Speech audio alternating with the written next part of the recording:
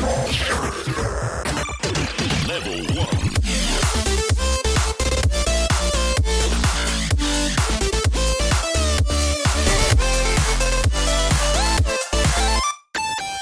Hey everyone, and welcome to Gamers and Gadgets, a podcast where a group of friends sit around and talk about all the stuff that we've been doing that's nerdy and try to keep you entertained. If you didn't know, this is the successor to the After Hours podcast, except the family-friendly version. So not a lot of cursing, but a lot of great information going out there. And instead of just talking about miniature painting, we will be talking about a little bit of everything, from books to movies to board games to, heck, whatever nerdy stuff pops up and any pop culture stuff that happens in the news. So tonight, it's myself, Larry, of course. We have Marie, and then we have Krys. How have y'all been doing? I hate my story cards. My story cards are not behaving. Smack them around a few times. Make them behave. I would, but then I have to pick them all up and put them back in the box. And there's hundreds of these guys. Right. All right. So anything cool been happening with y'all in the last week? I did finish printing the prop 40K chainsword. So that is, I have both the bolter and the chainsword printed now, which means I will be able to move on to initial sanding and then assembly. Very cool, very cool. And lots of pictures for the blog and lots of cursing for the blog. Isn't that how it always goes?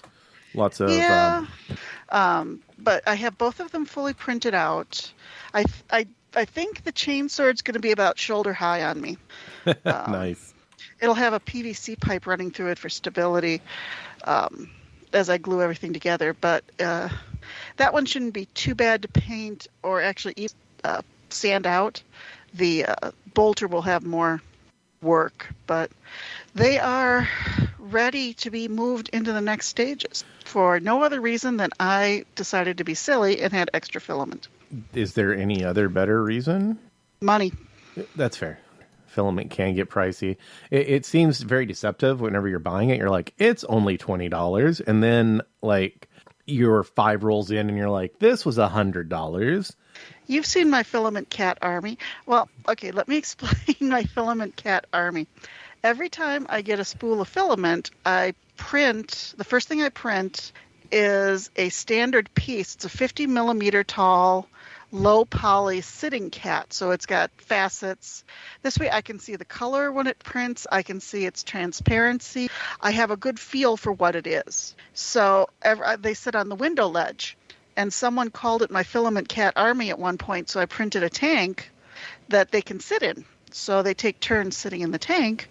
But yeah, when you start looking at the filament cat army and it starts getting big, you're like, I have way too many colors. So the filament cat army. Yeah, Red was in the tank, but he actually broke when I went to take him out. So I have to print another red, and I think I need to print another tank that's a little bit more forgiving of swapping out the cats.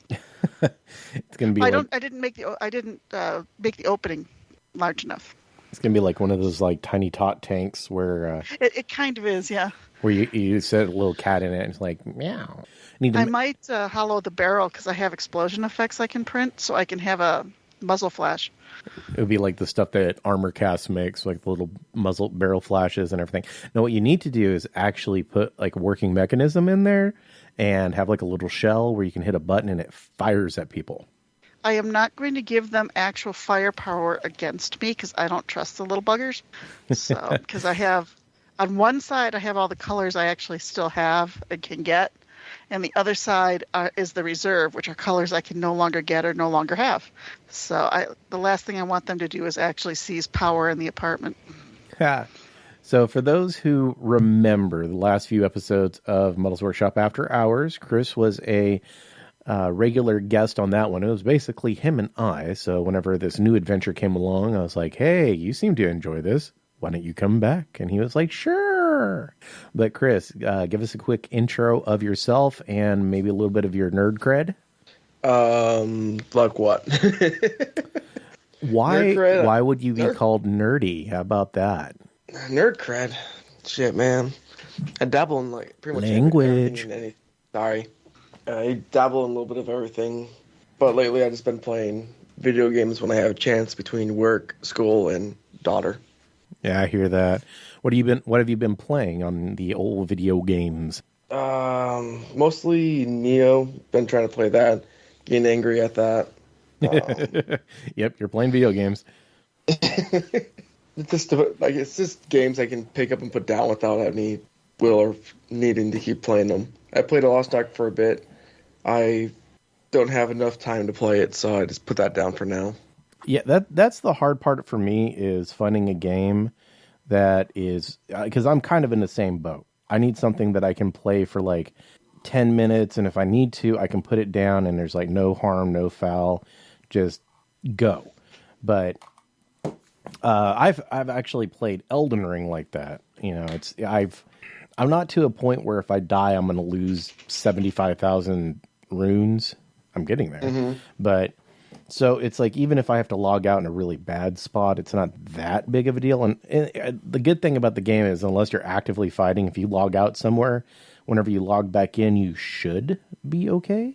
Should. That's the operative term, should. But that's fair. That's my video game of choice here recently. That and Pokemon Arceus. I got Arceus, but I've yet to actually play it. My favorite Pokemon game yet. My biggest complaint is that they removed the route system, so you can only go to the major zones.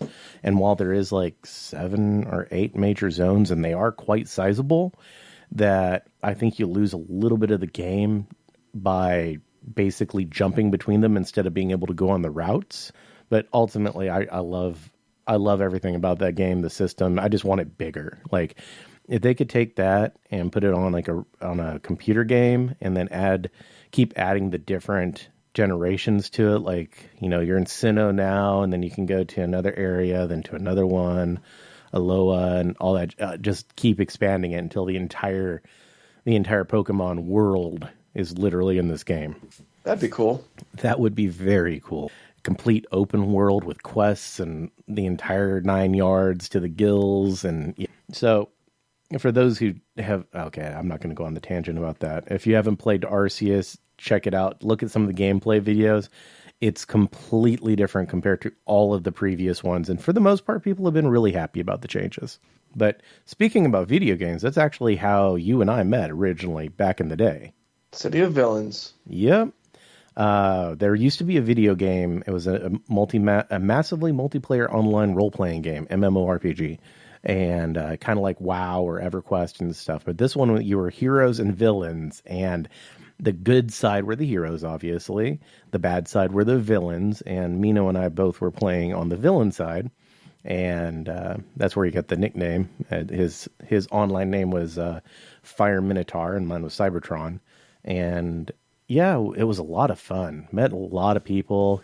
I'm still friends with some of them, not many, but still friends with some of them. I kind of missed that game.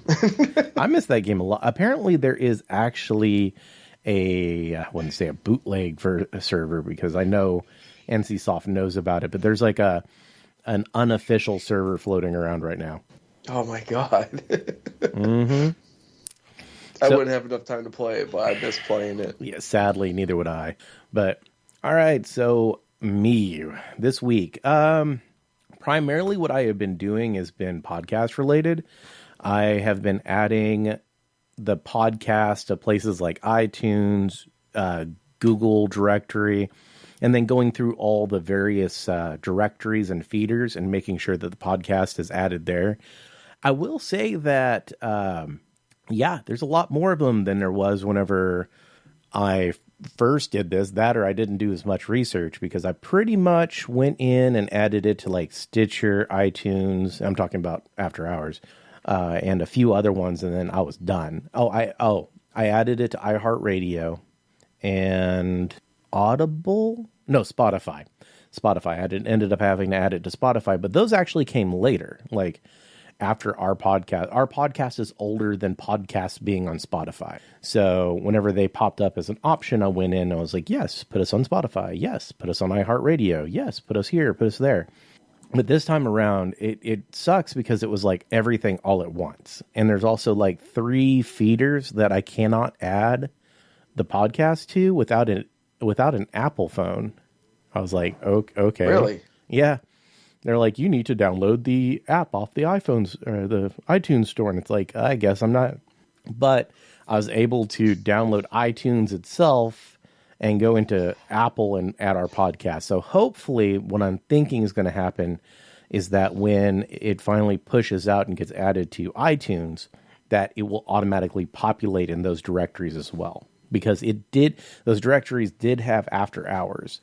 So my assumption is that it pulls data from iTunes as well. So hopefully that means, unless there's some really obscure ones between going in the settings in Libsyn and going through manually adding everything, we should be in almost every major directory out there. Now we're just waiting for them to refresh and go, okay, yeah, here's this cool show that we really should have already had. So that was actually, oh man, somewhere between 6 and 8 hours of work. Like it wasn't fun. I'm not going to lie. It really wasn't fun. It was a lot of sitting on the laptop, typing stuff out and going and doing the research itself and finding out what services I needed to actually go visit. I created a link tree, and it's if you had never seen Linktree, it's kind of neat. It's this web service that you can create this link tree, a tree of links. The name's fitting. And what you do is... You don't say. Right? You can add all of your various links, and it's one thing. So I can go, if you go to Linktree, and it's linktr.ee/modelsworkshop, it'll pull up a whole bunch of links that will take you to our socials. It'll take you to your subscription service of choice, such as if you want to do it on Spotify, you can go follow us there. You can hit us up on, it has a link for iTunes. It has a link for Google Podcasts. So it has a link for all the major ones that are there. And then as we do stuff and we discuss things, we can also add links that will direct people to a product that we recommend, or a website on our webpage that has a list of the products that we recommend, stuff like that. So that was interesting working on too.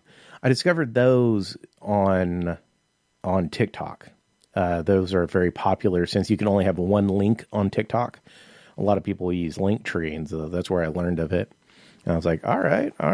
So that works out for me. That means I can just give one URL, and it has everything in it, from our Facebook to the TikTok to Twitter and everything else. Also, yesterday was my daughter's senior prom. It was on Saturday, as you're listening to this. So it was a couple days ago. It was her senior prom. She was beautiful. I am old. So she ended up... It was interesting because she went with one of her gay friends, because my daughter's girlfriend is in Florida. And I had a chuckle. It's like, hey, it's the two gay kids going together. Okay, it sounded funny. One of my, I think it was senior prom. I actually had 2 dates for senior prom. Awkward. Did they know about each other? Oh, yeah, they knew about each other. I just felt bad for his one was going by herself, so I'm like, yeah, come on. Well, that's kind of different. But yeah, her girlfriend's in Florida, so that a mutual friend, they decided to go together. And really the only other thing that I've been doing this week, other than I took a couple days off so I could be there for my daughter's going to prom, and working on, behind the scenes stuff and for the podcast. And I hope y'all appreciate this. One of these days, I'll actually show what we do behind the scenes. So this podcast has a lot more structure to it than the after hours. After hours, we pretty much would be sitting down and going, what should we talk about? Let's talk about squirrels. And we talk about squirrels. This one, we actually put a little bit of planning into it, and we do we actually do research, and we have like a little document in a form. Oh, if you're interested in wanting to do a podcast, and if there's anything that I can do to help you, let me know. I can send you my files. I have all this stuff saved as blank templates, and, just take a little bit of work off your side of things. But to get off of the tangent and go back on the tracks, The only thing that I've really been doing this past week and this upcoming week is I've been listening to this new audiobook series that I've just recently got into. It's called Superpowered by Drew Hayes. I've read other books by Drew Hayes. There was a book called NPCs, which was literally a role-playing game fantasy book. I think they call it RPG Lit or whatever they are. Yeah. But it was from the view of the NPCs in the game. Like the party accidentally died, and the NPCs decided to effectively steal their spot and finish the quest. So that one was really neat. I don't know if they finished the quest. I can't remember the ending of it, but no spoilers. And then there's Secondhand Curses, it's a book that is all about storybook fairy tales. Like, if you read it, you'll start spotting all these different fairy tales, and I thoroughly enjoyed the book. And if you like grim fairy tales and some weird craziness, I would most definitely get it. It puts a whole new spin on fairy tale characters. And someone put a little bit of something. It must have been on Tome. I picked it up from there, where it's a wonderful story, and it's in my list of things to write, where how adventurers will go through and essentially raid NPCs' homes and just take food and all that. Mm-hmm.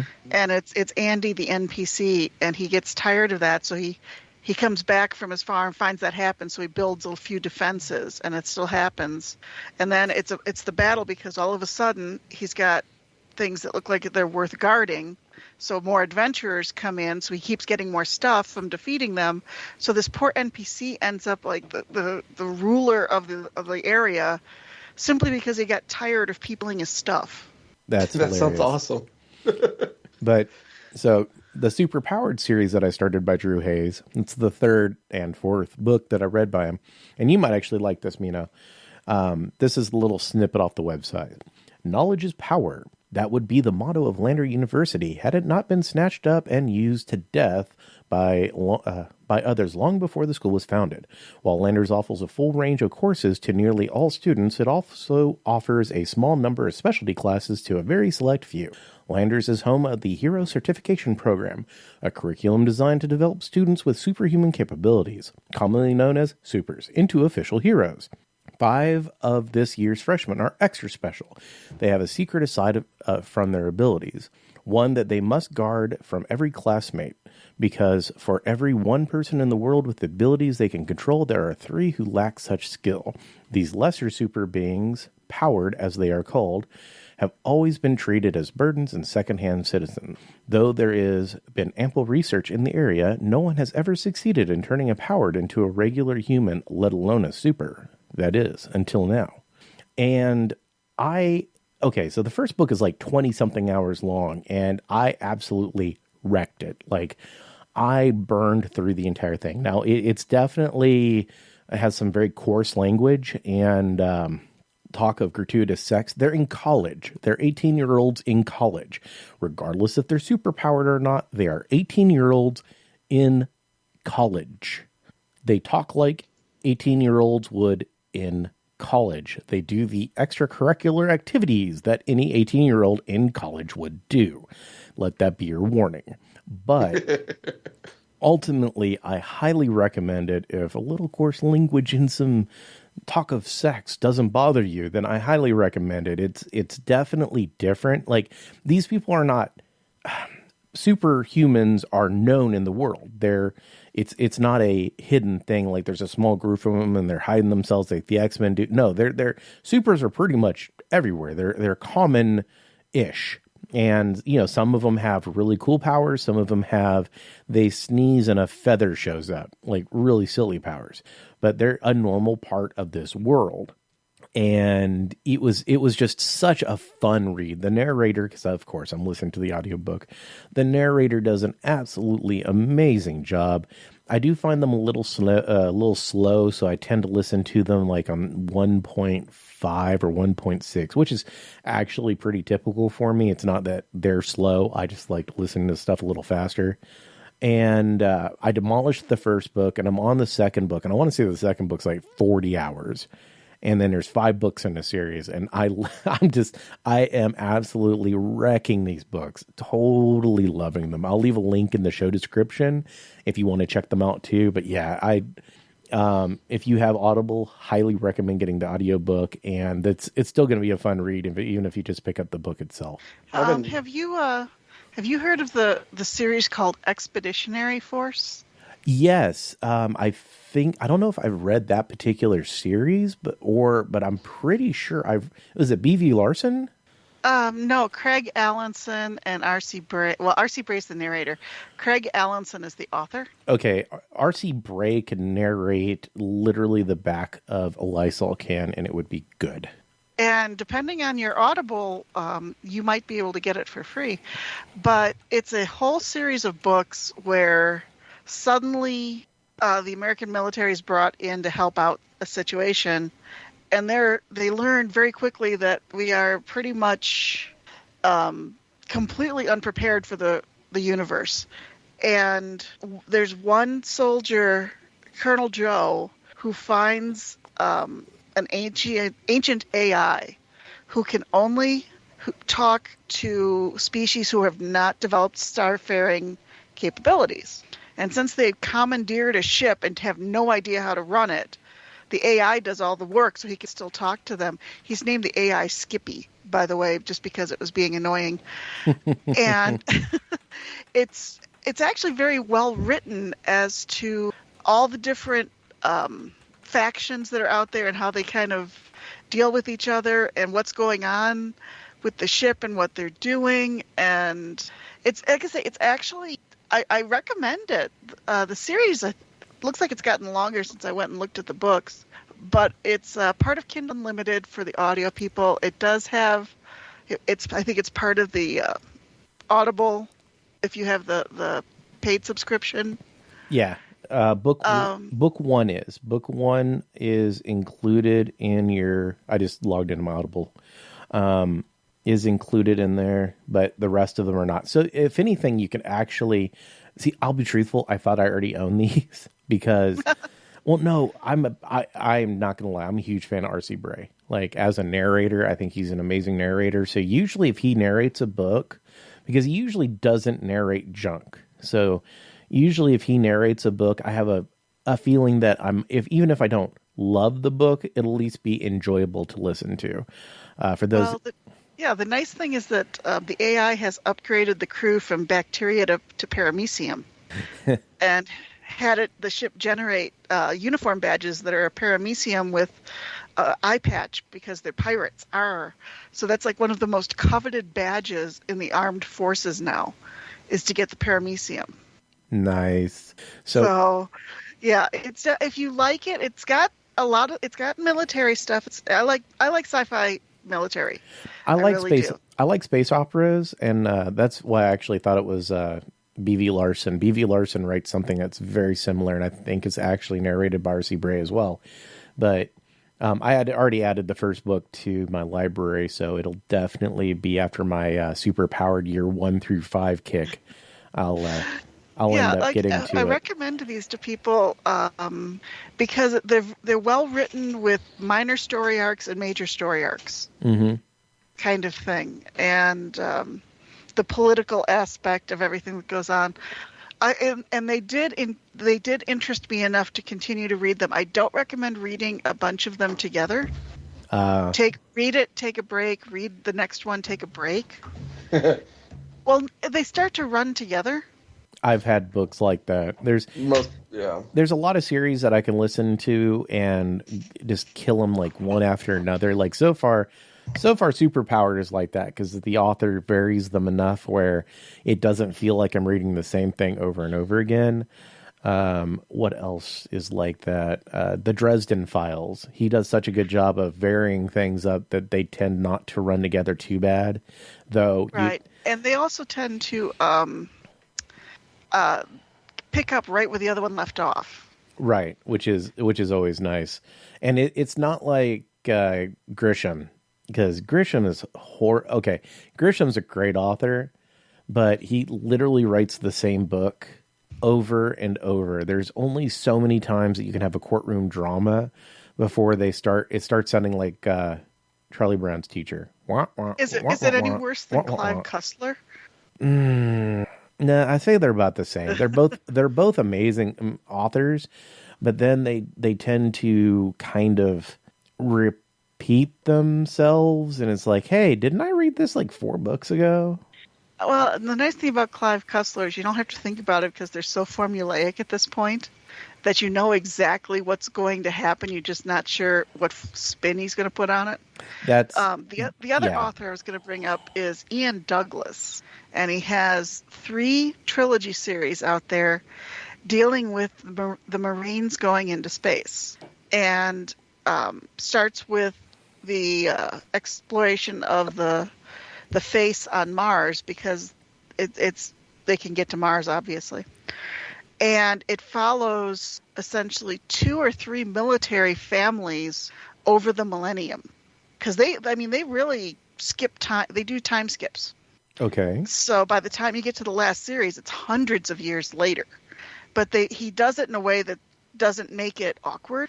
I just started back on that one, on the first one of the series, just because I like the books, and I don't know how well known they are because they're an older series of books. So if you like that kind of, I can't call it Warhammer-esque fantasy fiction because it doesn't have a lot of the aspects, because I've read some of the Horus Heresy stuff.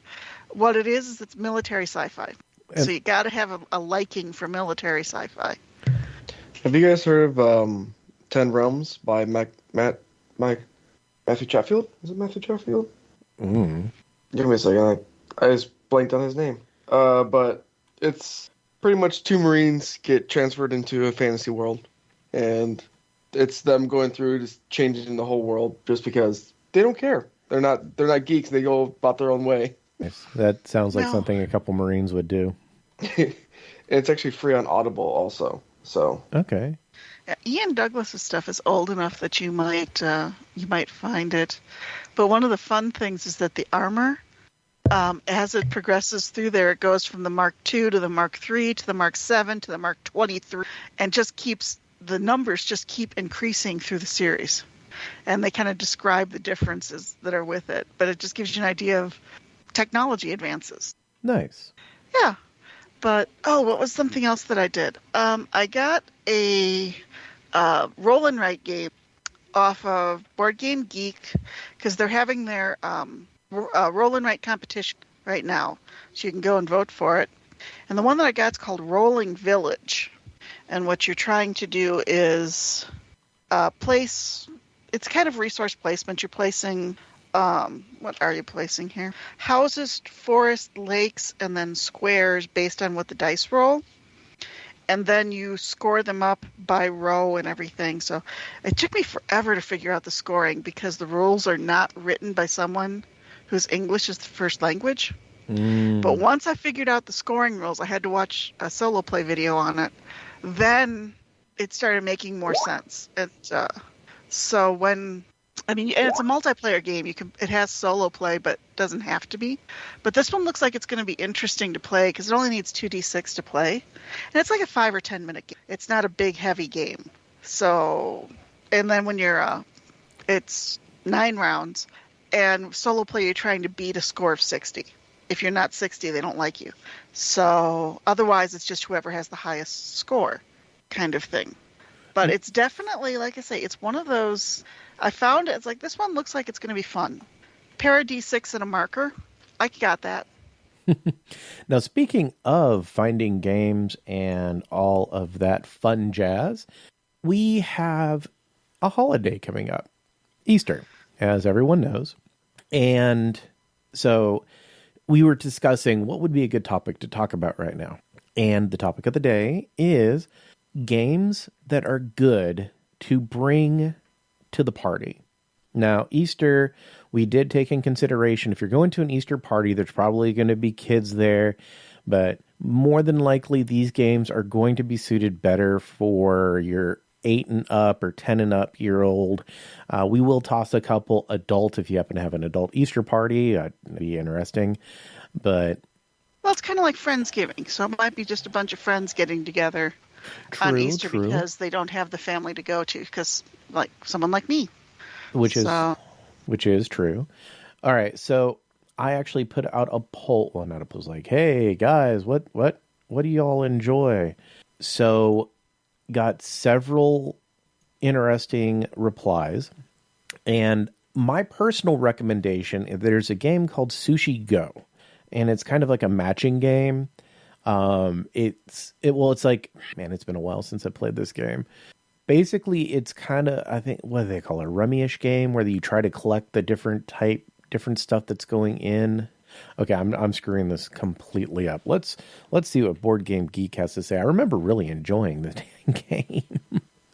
That's the problem. But it's a really super fun game.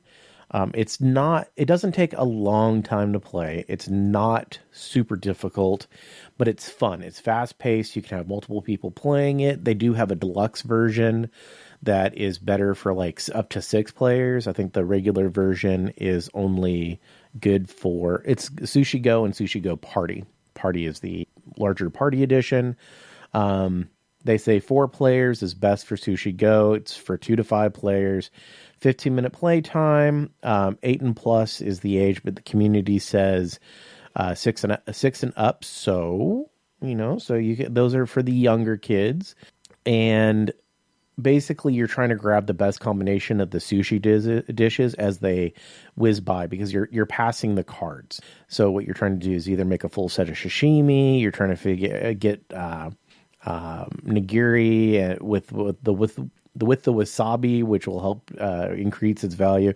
But it's like a drafting game, and it's constantly everything is going around and around, and you're trying to draft cards out of it. That's what I was trying to think of. It's a drafting game, but it's super fun. It's super fast. You play 3 rounds and you're done. Like I said, you can play 2 to 5 players with the base edition, and you can play, let's see, what does it say for the party edition? Party edition is up to 8 players, and it'll take 20 minutes. So basically it just increases the amount of time. The party version does have a slightly higher age. The community does say 8+, and I think it's because they've included additional card types within the party edition. But still, if you have someone who's played Sushi Go, a child, then they should be able to understand the Sushi Go Party Edition. Like I said, it just adds some stuff to it just to make it a fuller game, so you can have more players playing it at a single go. But now I had to go through my games because I have, and this is something that we can talk about at another time. I have a lot of games that never made it to retail off of Kickstarter. Yes. So I'm hesitant to recommend them because they're difficult to find. Or you have to buy them off the secondary market, and you're going to pay a lot if you could even get them. That's the thing. So one of the games I was going to recommend, because I'm just this kind of person, for those people who like Munchkin-esque games but don't want to play Munchkin because either your family's not going to understand all the in-jokes that go with it, or honestly, I'm not a fan of Munchkin because I am just not a fan of Munchkin. But there's a game that I found that I'm absolutely in love with, and it's called Trailer Park Wars. And it's the same sort of thing where you're trying to slap the bad stuff to happen to other people while building your own hand up. And the difference is that you're running a trailer park and you score with actual pink flamingos.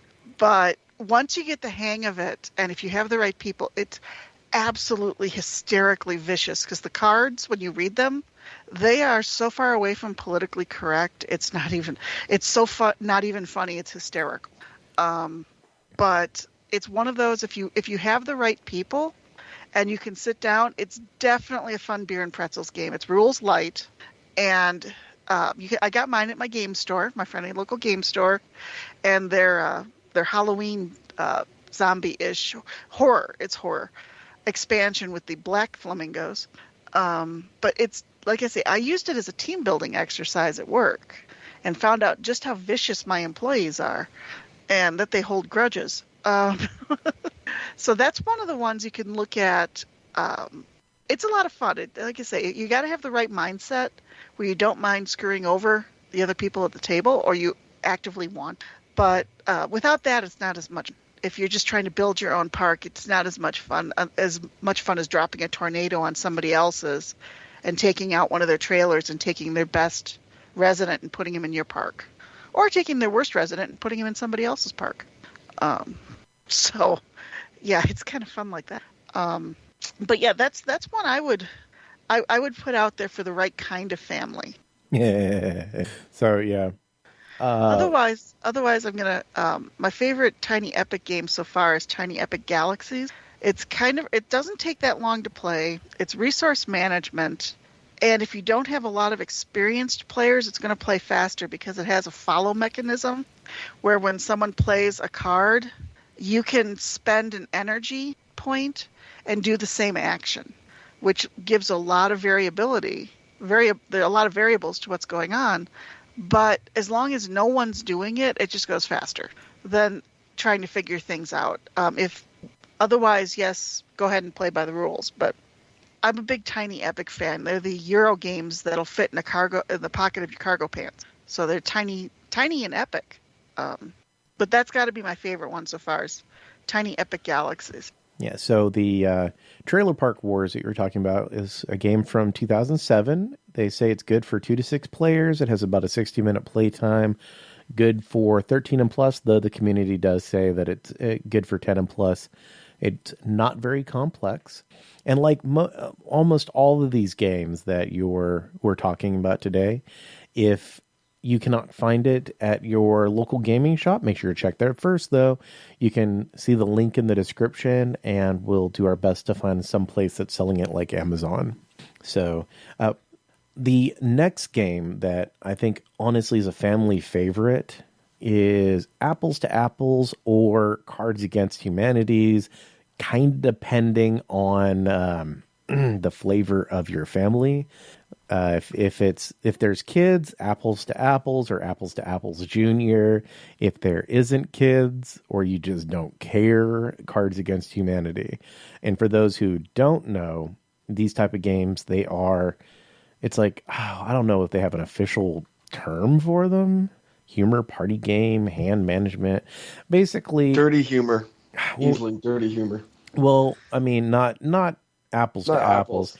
It's cards. I always say like cause and effect, and basically you have and this actually goes for both of the games, actually for a lot of games out there, and it'll give you a thing and a description. You'll get a thing card that'll be like Harry, and then you'll have a description that's like Sue ate a blank apple, and what your goal is to, like, one of them, like Apples to Apples, you're trying to get something that makes the most sense. So you wouldn't want to put the Harry card with apples because that just doesn't make any sense. But with Cards Against Humanity, you're trying to make the funniest. And basically everyone votes at the end and goes, oh, that one was the funniest. I think so-and-so had the funniest. And that's how you get points. That's how you play? Who doesn't play Cards Against Humanity, dude? It's like the number one selling game. No, I'm saying that's how you play? I play differently. Oh, yeah. Ours is we try to make the funniest. There's several rules. There's several variations, but basically you're trying to do something. And that can be everywhere from you're trying to make the most offensive statement, which trust me is very possible, to the funniest. So it's basically you decide how you're going to score at the beginning of it. We're not going to get too deep into Cards Against Humanities because that is most definitely an after hours thing. That game is wow. Most definitely not. The funnest rule we can play with is the rando rule. The rando rule? Yep. So everyone plays their cards, and then you draw however many cards it is from the deck. And if that card wins, it goes into the rando pile. The rando can win. Okay. So, Cards Against Humanity, Now, the good thing about Cards Against Humanity is that you can have a lot of players. You can literally have 30 players play at the same time. Usually you probably don't want to go over like 8 to 10. And the community says 16 plus. And if you have the right expansions, that may be pushing it. Remember my warning about 18-year-olds in college and those type of things. Would be the game that they would play. It's the tagline is a party game for horrible people, and it's very accurate. So I will say I've never played it. It's fun. You cannot get if you're a person that gets offended, do not play this game, like at all. Well, it's not that I get offended. It's just that I don't like competing against a group to get myself heard. Well, everything and then the judgment that comes when they pick whichever one they think is best. It doesn't appeal to me. Yeah, I mean, there is no it's very.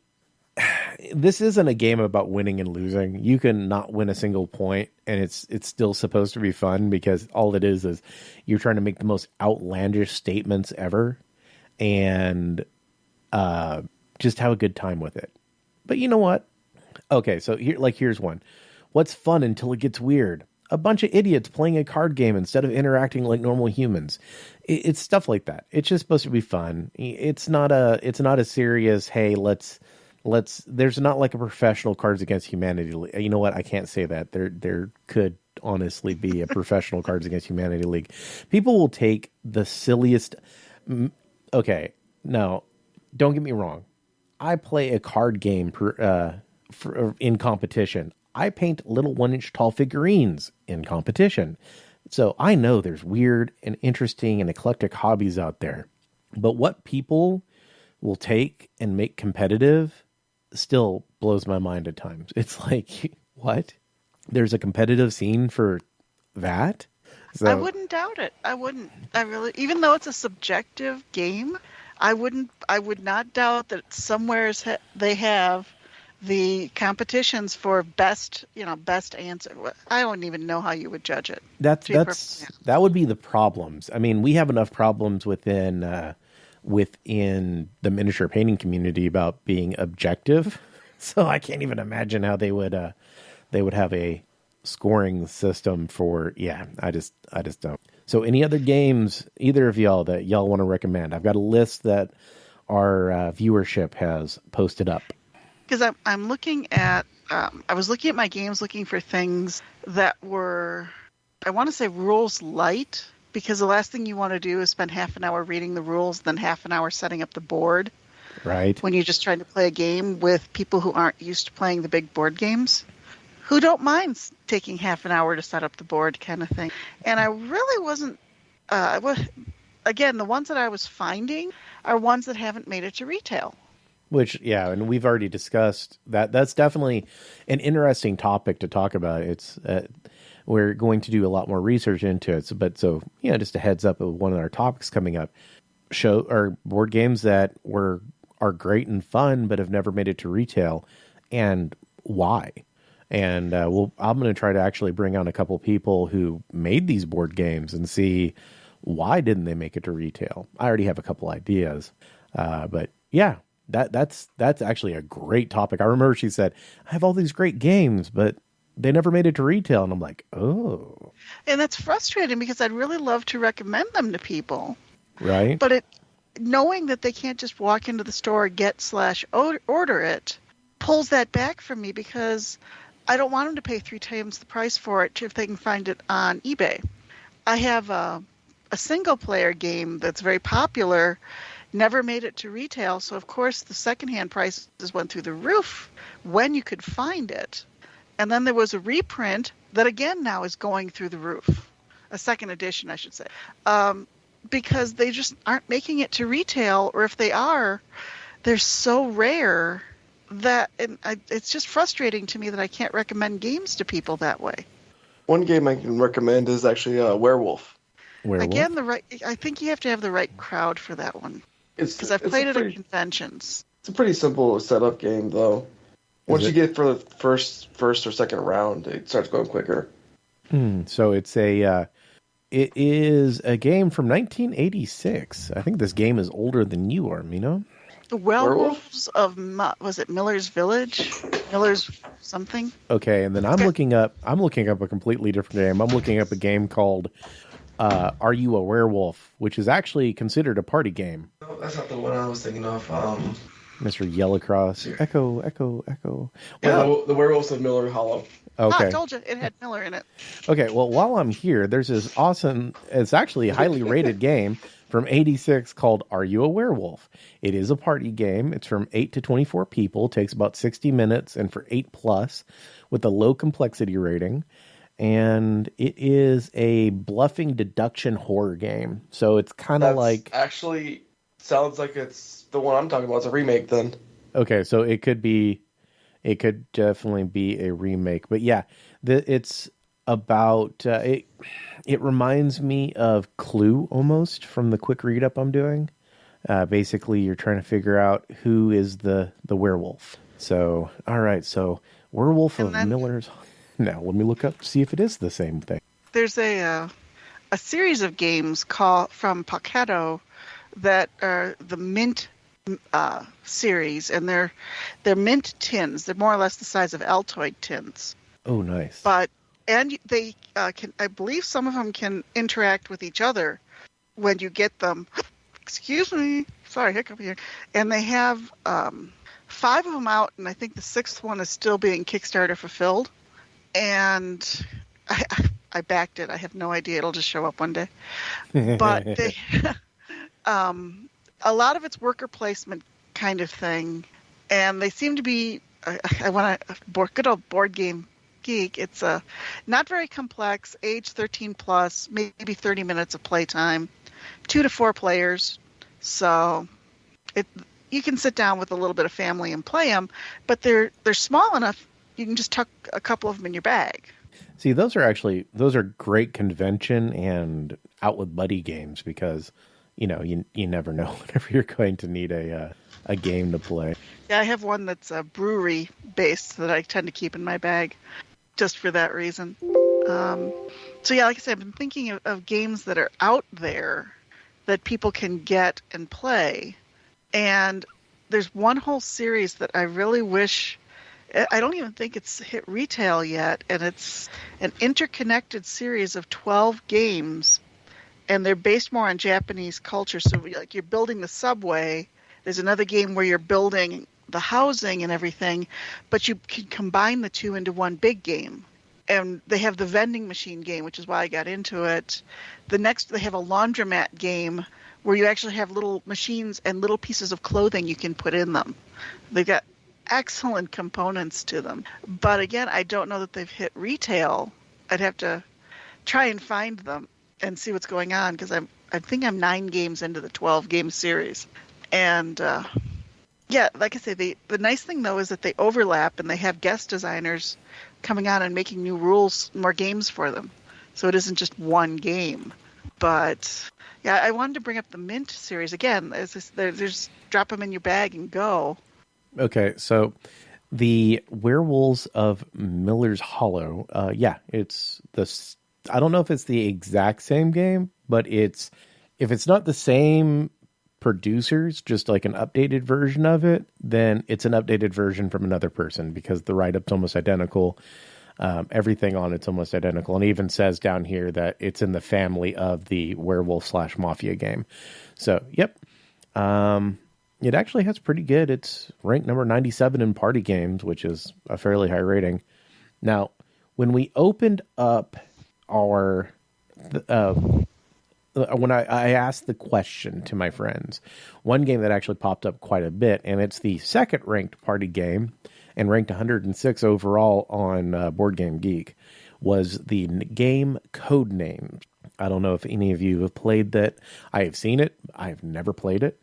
Apparently it's really good. You can play 2 to 8 players, and I say that it's best for 6 or 8 players. 15-minute playtime, 10+ with a simple complexity score, and it is a deduction party game. Pretty much you're trying to figure out kind Codenames is an easy party game to solve puzzles. The game is divided into red and blue. Each side has a team leader. The team leader's goal is to lead their team to the final victory. At the beginning of the game, there will be 25 cards on the table with different words. Each card has a corresponding position representing different colors. Only the team leader can see the color of the cards. The team leader should prompt according to the words. Let his team members find out the cards of their corresponding colors and find out all of the cards of their own colors to win. Okay. Yeah, so honestly, reading that description does not make me want to play it, but the fact that it's so highly rated translates into, I think it's probably better than the description leads on. Because this one actually popped up like 3 times. Like everyone's like, Codenames, Codenames, Codenames, Codenames. And it has like 20 different versions of it. There's like Deep Undercover. There's the Disney version. There's the Harry Potter version. There's the Simpsons version. There's a Marvel's version. Okay, so basically, yeah, depending of how you want to do it, you can go superheroes, you can go Simpsons, you can go Disney. So yeah, that's a fun one. Have you guys ever played Flux before? Long time ago. Seen it, but haven't played it. It's been a while since I played Flux, but that's another one that's good. You gotta have it gets pretty crazy because the rules always change. Like as you're playing, your hand size can change depending on what card is put down. Like how many cards you can put down changes and stuff like that. So it's kind of rule intensive in that route, but like you can be playing and like you start out with a card of 4, and someone can play something and says your hand becomes unlimited. It's like that, and then the next person right behind them can literally put down a card that says you can only have 1 card, so you lose your whole hand except for 1 card. And the one thing about Flux is pick your flavor. Like if you're going to a family party game, okay, so the general overall Flux is it takes 5 to 30 minutes to play. 2 to 6 players, they say 4 is the best, 8+ with a 1.39 complexity. And if you're wondering, I'm getting all of these stats at Board Game Geek. They are actually really good about write-ups. It is a Mensa Select winner, so it's a pretty well-known card game, but it is a hand management and set collection. So you are trying to collect sets. And the best thing I had to say about Flux is honestly pick a flavor that you want to play. And here is just some of the Flux versions that are out there. Adventure Time Flux, Anatomy Flux, Astronomy Flux, Batman Flux, Cartoon Network, Chemistry, Cthulhu, Doctor Who. That one's probably going to be popular. Drinking Flux. So if you have, if it's more of adult, you can go with the Drinking Flux. The Fairy Tale Flux, if you got a young group. Family Flux, Fantasy Flux, Firefly Flux, just Basil Flux. And then it goes on. Rick and Morty. There's an actual board game, Jumanji. I think there's like 35 different variants of Flux from Marvel, Monty Python, The Wizard of Oz, Pirates, SpongeBob. So if you have a group like Star Trek and... Oh, no, Star Wars. They never got the license for that, but they did get Star Trek. And then zombies. So basically you can take whatever is popular within your family. Like if you got a lot of Trekkies, you can buy the Star Trek. And they actually have multiple versions too. Next Generation, Deep Space Nine, Voyager, etc. And you can buy that version of Flux. If you got a lot of Doctor Who fans, or if you are in fact a Doctor Who fan, or a Simpsons fan, or whatever, you can buy that version of Flux. Or if you want to keep it vanilla so there's no arguments about what's best, you can just buy regular Flux. So, and it's a convenient little card game. It's about the size of 2 playing decks together. I mean, it all fits in its box. It's like you divide it into 2 separate decks and you slide it into the box. Or if you're having like a carry container, it's easy enough to carry around with you. You can actually, I want to play Next Generation Flux and then switch Deep Space Nine. You can carry that in a backpack. So it's a fun little party game as well. Yeah, keeping a little bit more to the geeky thing, there's a game called Dungeon Roll, and it comes in a little box that looks like a treasure chest, and it's a dice rolling game where you're playing D&D really, but the dice are even more so in control of what you're doing. It's a lightweight game, ages 8+. It only takes 15 minutes to play, and it's made by Tasty Minstrel Games, and you can get it through game stores. It's not that expensive, but you get quite a bit in there, and custom dice and all the rest of it. But yeah, it's definitely one of those ones if people are looking for something a little different, and they know their family's a little into the Dungeons and Dragons, especially the kids. It's something to try. I mean, it's one of those fun little things. Okay, so I'm going to go ahead and I'm going to rock through the rest of the list of what people recommended. I am sorry. I'm sure you guys are hearing my messenger going off. It is what it is. I need to work on the wiring on my mixer board. But this is the list of what people... I normally wouldn't be logged into Facebook, and I'm beginning to see that I should have copied this over. But here's a list of what all the people have said. Cards Against Humanity, Codenames, Risk. Don't play Risk at a family gathering. Don't play Risk at a family gathering. It's like a 20-hour game. I do have to say, the worst Risk I've played is Risk Legacy. Oh. Risk Legacy? Yeah, if it's like think about it. Oh God, no. Is every time you play it, whatever happened in the past Risks transfers over to the new Risk. Yeah, that's what the Legacy line of games are. I can't even. No. I had a friend win so many times. He always started in Australia. I've heard that strategy, the Australian strategy. We banned the game because we couldn't win. Everyone just put the ban card on the game. It's never been touched again. Okay, someone recommended the oven mitt game where you wrap something in. You wrap a whole bunch of different items in Saran wrap, and you roll until you get doubles. And once a person doubles, you pass it over. If you know what it is, it's 2 oven mitts, a whole bunch of Saran wrap, and you put a whole bunch of stuff in the Saran wrap on different layers, and a pair of dice. It is ridiculously dumb and stupid and fun. But King of Tokyo got several votes. Blockus, Settlers of Catan. I would say if you're slightly older, I wouldn't play it if you had a lot of young kids, because there's a lot of little pieces, but Settlers of Catan is fun. Jukebox games on the Xbox, and that also goes with Party Mario too if you have a Switch. That's fun. Seven Wonders or King of Tokyo, that one popped up several times. I'd say if you can find it, You Don't Know Jack. That's a good one. Santa Love Letters, Taruso, Roll For It, Ticket to Ride, Pentago. Those are all relatively short, other than Ticket to Ride. Once again, Ticket to Ride, not a good game if you got a bunch of little kids, but if you have like a bunch of preteens or young teenagers, Ticket to Ride is a very fun game. It's fun for adults too. Munchkin Collection, if you're into Munchkin, if you grief, especially if you grief in Munchkin, it can take forever, and that can actually be a very competitive game. Like that one actually has a tournament scene.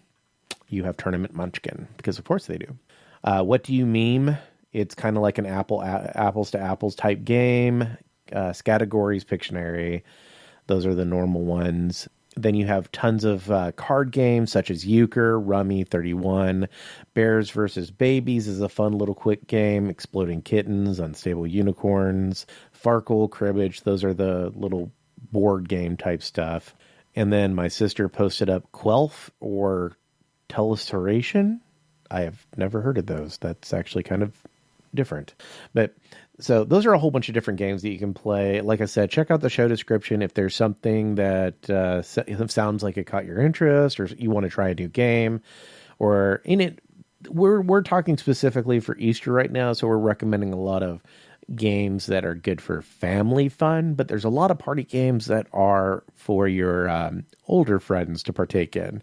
So there's that. And I'm sure we'll have another show later on, and we'll have a special of Let's Go for Halloween. Well, I did bring up Trailer Park Wars, so. True. And, like I said, we also talked about, several adult-oriented games, but we can talk about even more adult-oriented games at a later time. But these are more of your Easter-friendly stuff. But check out the show description. Any last-minute add-ons, y'all? All right. So let's move on to the nerdy news segment. And I scoured all of Twitter and the internets and everything else to attempt to find news that is nerdy that affects us. So honestly, one of the bigger things that have popped up recently is Elon Musk spent billions of dollars to buy 9.2% of Twitter. So apparently he's been making posts recently on Twitter about how he's not happy at how they're handling stuff, how he doesn't believe that Twitter has people's best interest and they're stifling free speech, which is true, but also it's a private company and free speech is limited by terms and service. That's one thing that people seem to forget about, that Facebook and Twitter are not a government agency, that you follow the terms and service, not the Constitution there. But anyways, I digress. But he posted a poll about talking about how he doesn't feel freedom of speech is being represented there. And then shortly thereafter, like the very next day, I think it was announced that he spent, I don't even know how many billions of dollars and bought 9.2% of Twitter. He owns the highest amount of stock held by a single person. Like even the two founders added together do not own as much stock as Elon Musk now does. And they ended up naming him onto the board of directors. And a lot of articles have been going around saying that they believe what he's going to do is he's going to implement like an edit button, something that should have been implemented 10 years ago. But anyway, and then another one is they believe that he's going to end up fighting crypto spam bots, which have been kind of prevalent on the platform. And there's a few other things that they think that he's going to end up looking into. But that was something that made me go, what? Only someone like Elon Musk who could disagree with how Twitter is being run and then buys a good percentage of it. Well, this way he can decide how to run it. That's the scary thing is the fact he's buying up a social media platform just because he got his feelings hurt by people. I don't think he got his feelings hurt. He's gotten his feelings hurt multiple times on there.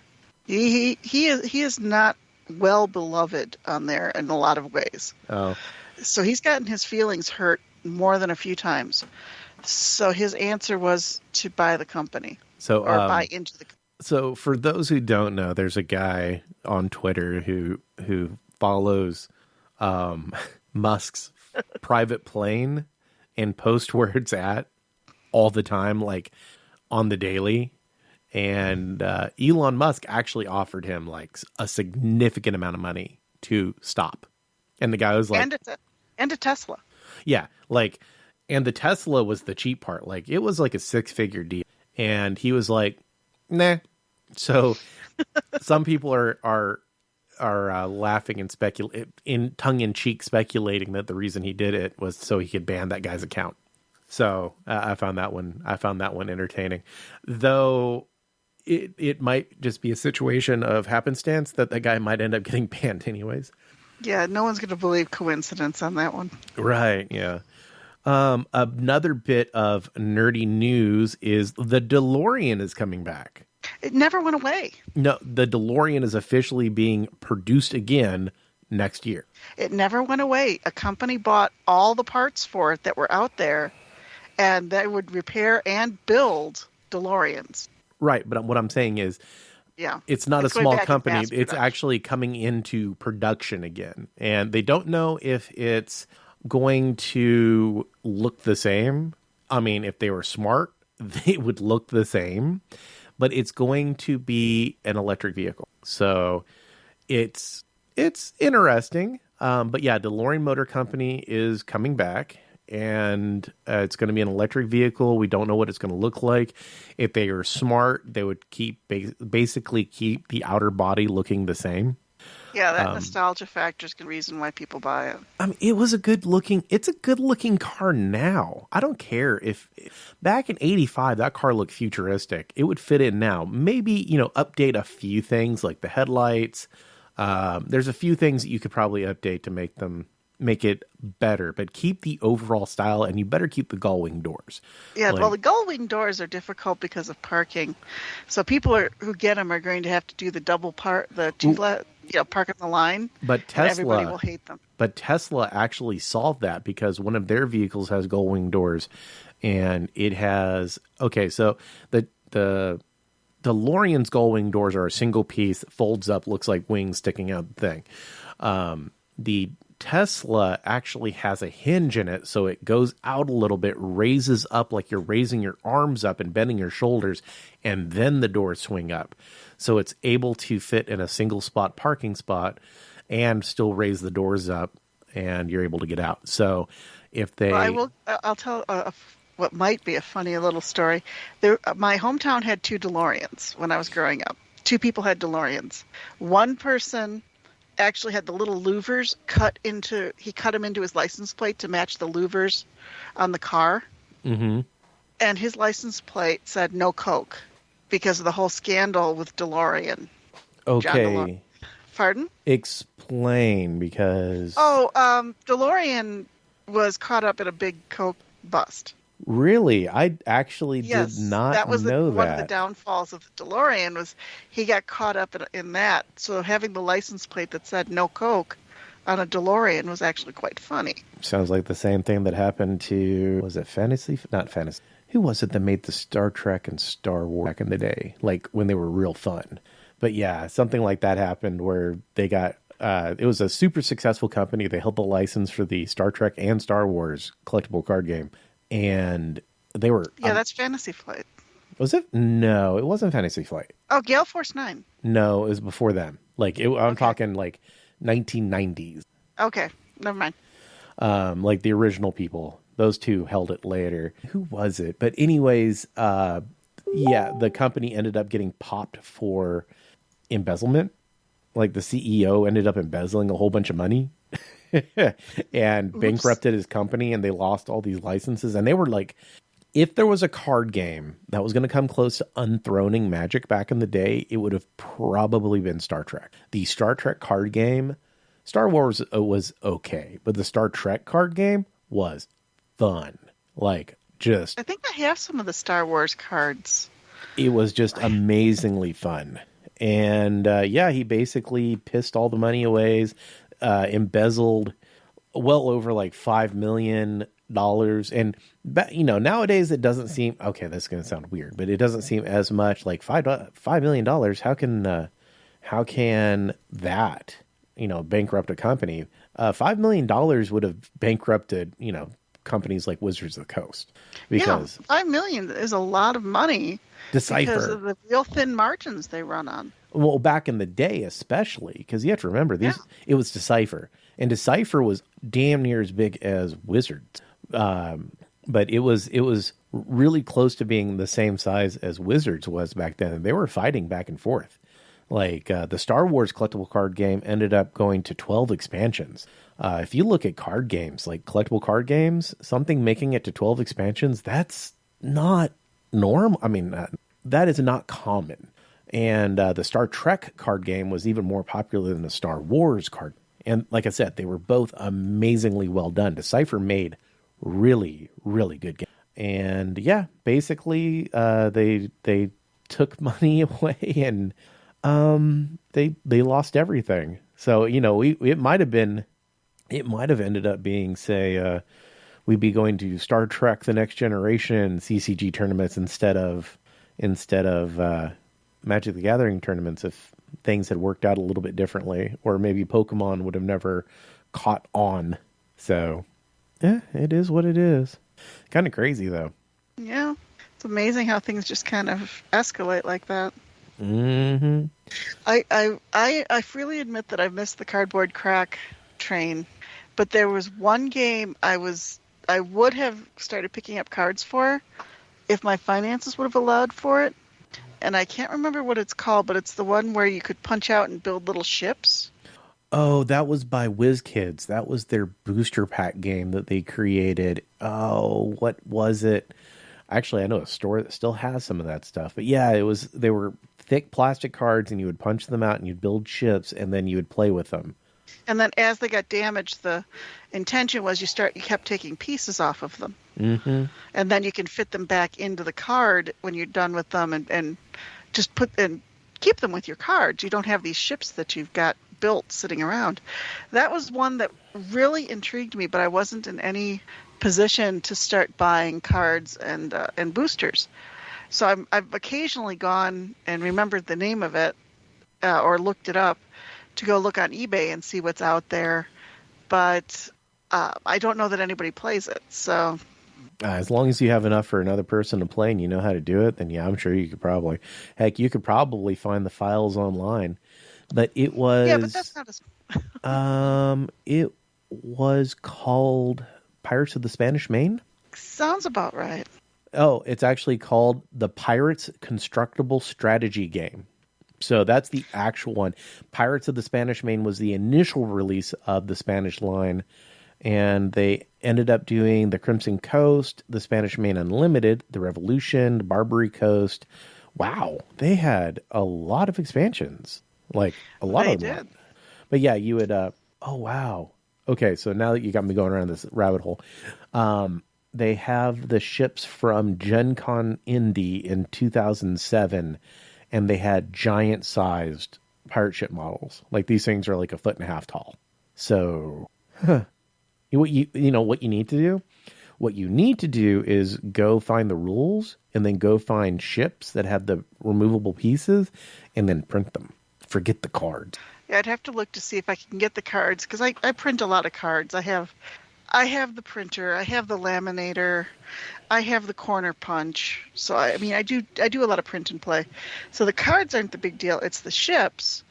And you're right that there's probably a good chance that either the ships are available to 3D print or cry-cut. I don't know if I pronounced that right, but that's what I call it. Or, because those would make sense to do them that way, and then just sticker them kind of thing. Because I'm looking on eBay at the various, and there's a lot of, the thing is there's so many expansions that you got to be careful what you get to make sure that it's playable. Okay, so as a little side note, in 2006, WizKids released a Pirates Quest for Davy Jones Gold, which is a non-collectible board game version of the Pirates game, which is basically the pirate games, but it's a little more simplified and self-contained, and it's a board game. So everything you need is in a single deal. If you're wanting, but it's more fun to have the cards where you put the ships together. That was always what did it for me. I think you still do. I think you still put the game. It's okay. So, all right. So what has happened with a lot of card games recently is they've went to board game models. Like AEG doesn't release blister packs anymore because at one point it used to be cheap to put out a collectible card game, and now it's not. And the market is relatively flooded, especially now. So, because we've just had another boom of card games, and it translates into it's easier to put out these games that are like draft games where all the cards are in a single box, like Smash Up or Legendary, and then you release it as a board game versus having to make booster packs and all of that jazz.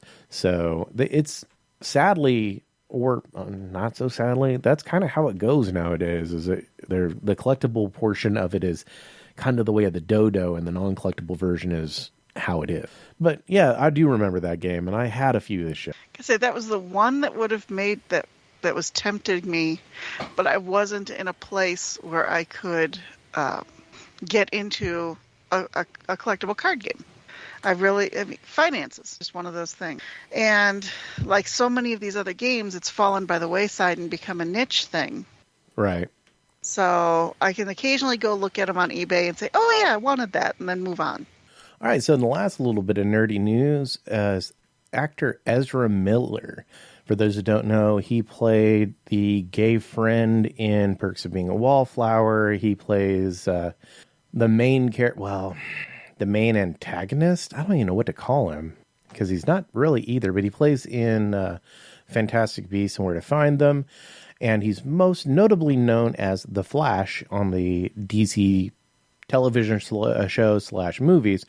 Well, he has been put on, all of his future products with DC has currently been put on hold due to a lot of erratic behavior from him. Like recently he was arrested in Hawaii because he was at a karaoke bar and people were singing, and it really bugged him. He began yelling obscenities, grabbed the microphone from a woman, then lunged at a guy later on. And that's not the first time, actually, he has been has had problems. And it's really weird because I've been a fan of Ezra Miller's ever since, before he did any DC work, and he always seemed like a really laid back kind of chill guy. And apparently he owns a farm up in Vermont, and it's near one of my stops in the truck because a friend of mine that is up in Bennington actually saw him at the local diner eating dinner. So it's somewhere around Bennington, I guess. He owns a farm, and he always seemed like a really chill dude, but here recently he seemed really, really erratic. So it's nothing horrible yet, but I'm actually kind of wondering if he's having a lot of stress and if he's having, I don't know, mental breakdown or mental issues, or I honestly personally hope that he gets the help that he needs because, like I said, I really like him as an actor. I thought he was really good, and I don't want to see him get removed from the Flash project. Heck, the DC television shows are one of the few DC products that are worth a darn. Now, also talking about mental health concerns and problems, Will Smith, it was announced that he has been banned from the Oscars for 10 years for the incident between him and Rock. So I don't know what to feel about that one. There's getting to be a lot of pushback about others who have, shall we say, exhibited less than courteous behavior and are still members of the Academy. Right. And, honestly, here's the thing. What is the Academy? It's a bunch of rich people celebrating that they're rich. I mean, or a bunch of elite actors. Yay, we're elite actors. I mean, it's an elite actors club. It's effectively what it is.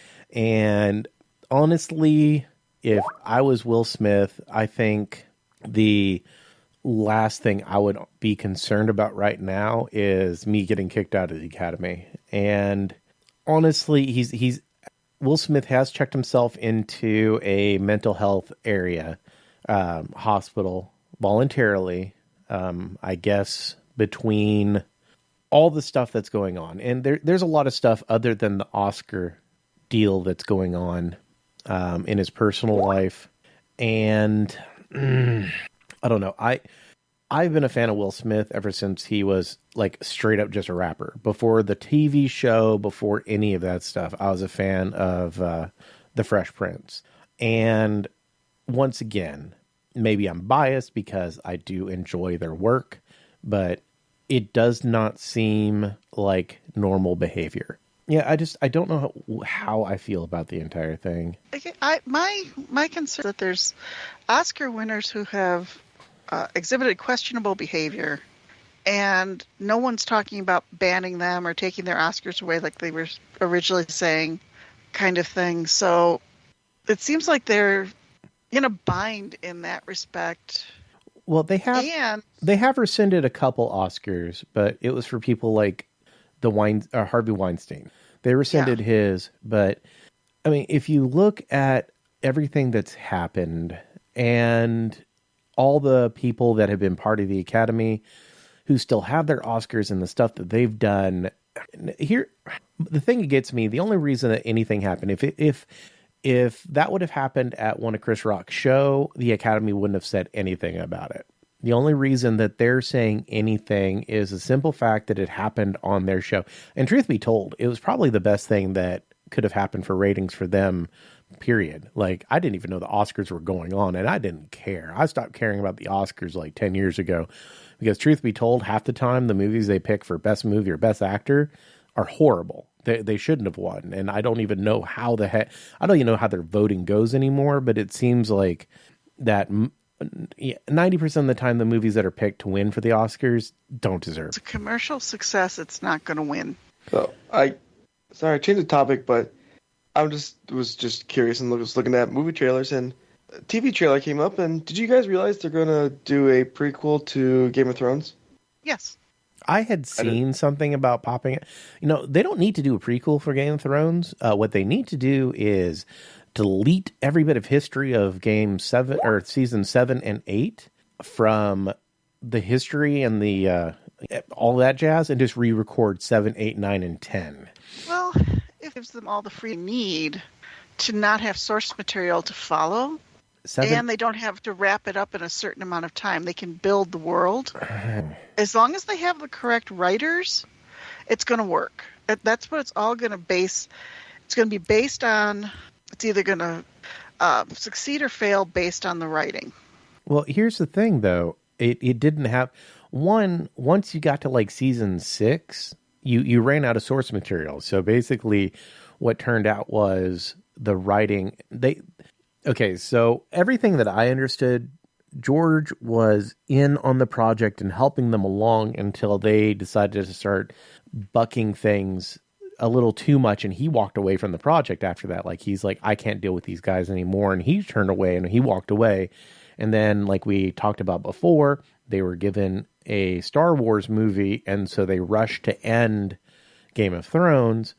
HBO was like, hey, we'll give you guys at least 10 seasons to do this series proper. And they're like, no, we have another thing that we want to go do. And they rushed it. So we got what could have been anywhere from 4 to 6 seasons worth of stuff jam packed into what was a season and a half. Because season 8 was a super short season too. But the other problem is that no one knows where the story is going to go. I don't even think he does. I think he's bored with it, to be honest. I think after what happened with the show, because part of the ending is the ending. I'm not sure if that's who George would have picked to be king, but I do know that they let out secrets that were supposed to be in the later books. And he approved them to do that before they basically screwed everyone over, from fans to the television studio. And that's where the big problem is. And you know what? You're right. George may never touch that series again because of those guys. They might have honestly just chapped his butt so bad that they might not be willing to want to do that show again, or pick up that series again. He has no reason financially now to ever set fingers to keyboard for that series again. Well, I mean, it might have poisoned it for him, where he's just not interested in finishing it. I don't know if I would want to read it because of those guys. They really did a job. They kind of poisoned that entire series, that entire franchise. It used to be, we'd have watch parties. We would have watch parties. Like whenever the show would come out, me and a group of friends would get together and we'd watch it.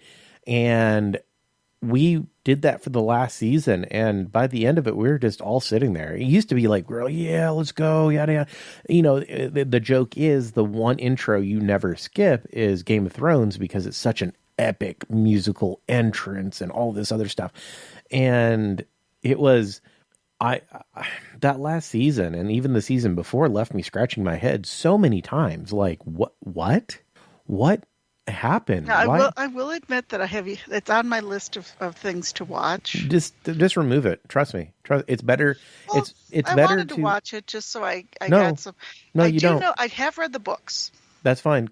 Trust me. Don't watch it. Don't watch it. I looked at it and said, "Oh, look, a banquet. Page. Oh, look, heraldry. Page.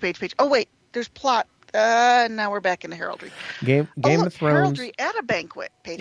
The first Game of Thrones was the best 6-season television show I've ever seen, and just leave it at that. Don't watch the last. I could literally tell you in one paragraph what happens in the last 2 seasons, and in all honesty, it would be better than watching it, because I don't mind watching bad TV, to be honest. For me, it's going to be a case of something to do while I'm painting or something like that. This isn't bad TV. This is like literally hurts your soul to watch, because they took what should have been the most epic television saga ever and ended it. It ended so badly they were removed from the Star Wars show that they were rushing the show with to begin with. Like, they got fired from it because of how bad the Game of Thrones ended. Like, and they're blacklisted. That's how bad they did. They directed 6 seasons of one of the most epically awesome television shows ever and screwed it up so badly in the last 2 that they are blacklisted. That's how bad it is. And when I tell you don't watch it, I'm honestly, it is so disappointing. So disappointing. Like 6 seasons worth of setup finished in one show. Well, I've read books that way too. And like I say, it's not something I want to sit down and make popcorn and binge watch over a weekend because I have way too many other things I need to do. But I can sit and kind of watch it while I work on other things. But I do know that I was laughing at all the Game of Thrones themed weddings early on. And then I knew that the Red Wedding episode was coming up. I knew that it's like, okay, these people have not read the books. So I was just waiting for it. And I was not disappointed with the internet at that point of, yeah, there's a lot of people rethinking their Game of Thrones themed wedding now. Right. All right. So, yeah. All right. So before we get tied up into this one again. All right. So speaking of awesome television shows and everything coming out, Star Trek has a new television show coming out on Paramount Plus in May, on May 5th to be exact. Yeah, it's called Star Trek Strange New Places. I haven't watched, I didn't even watch anything over it because I kind of want to slide into it fresh without spoiling anything. Nowadays, mostly if I see something I like, I watch one trailer and then I watch no other trailers because usually they put out so many trailers, it ruins the movie or show. That's true. So I usually give myself one trailer and then that's it. I also try to avoid trailers and the articles with everything about them. I just want to know if I'm going to be interested in something. I probably will go and watch it. I just happened to see it and I was like, ooh, we should probably talk or at least mention this one. So yeah, there's a new Star Trek show. I'll be honest, the last one that came out, I didn't really dig too much. So I was kind of like, whatever. Now, also, talking about nerdy releases, there's a whole bunch of Funko Pops. Of course, there's Funko Pops coming out all the time.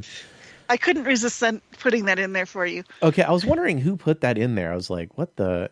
I'm going through here, and there's actually... Okay, apparently there's some new Ninja Turtles coming out next month. Damn, more money spent. I know, I'm an enabler. Ooh. Okay, so the new Ninja Turtles that are coming out are the original Mirage Ninja Turtles. They are these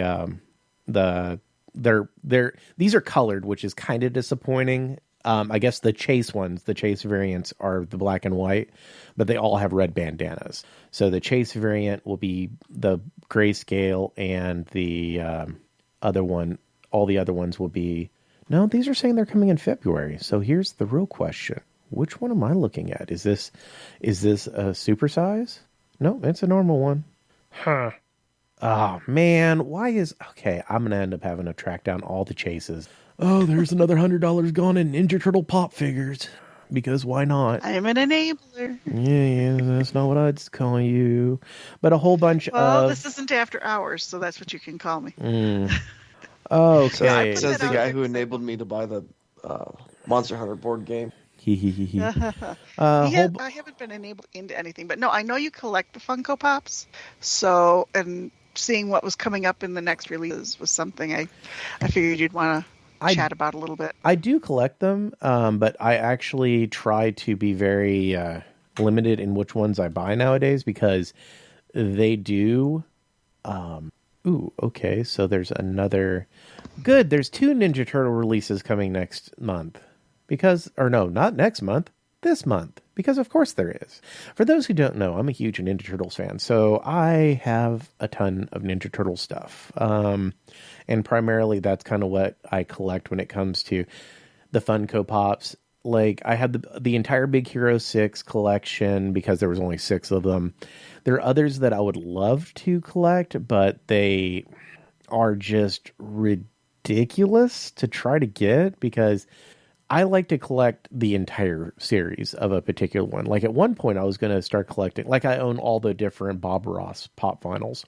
And at one point I was thinking about doing Deadpool until they realized, oh, everybody loves Deadpool, so we can print literally every version of Deadpool under the sun. Deadpool holding a taco, Deadpool holding a burrito, Deadpool dressed up as Bob Ross. I own that. And then, it got to the point where it's like, okay, I definitely cannot do that. So I try to stay very limited nowadays just because I don't have that much room.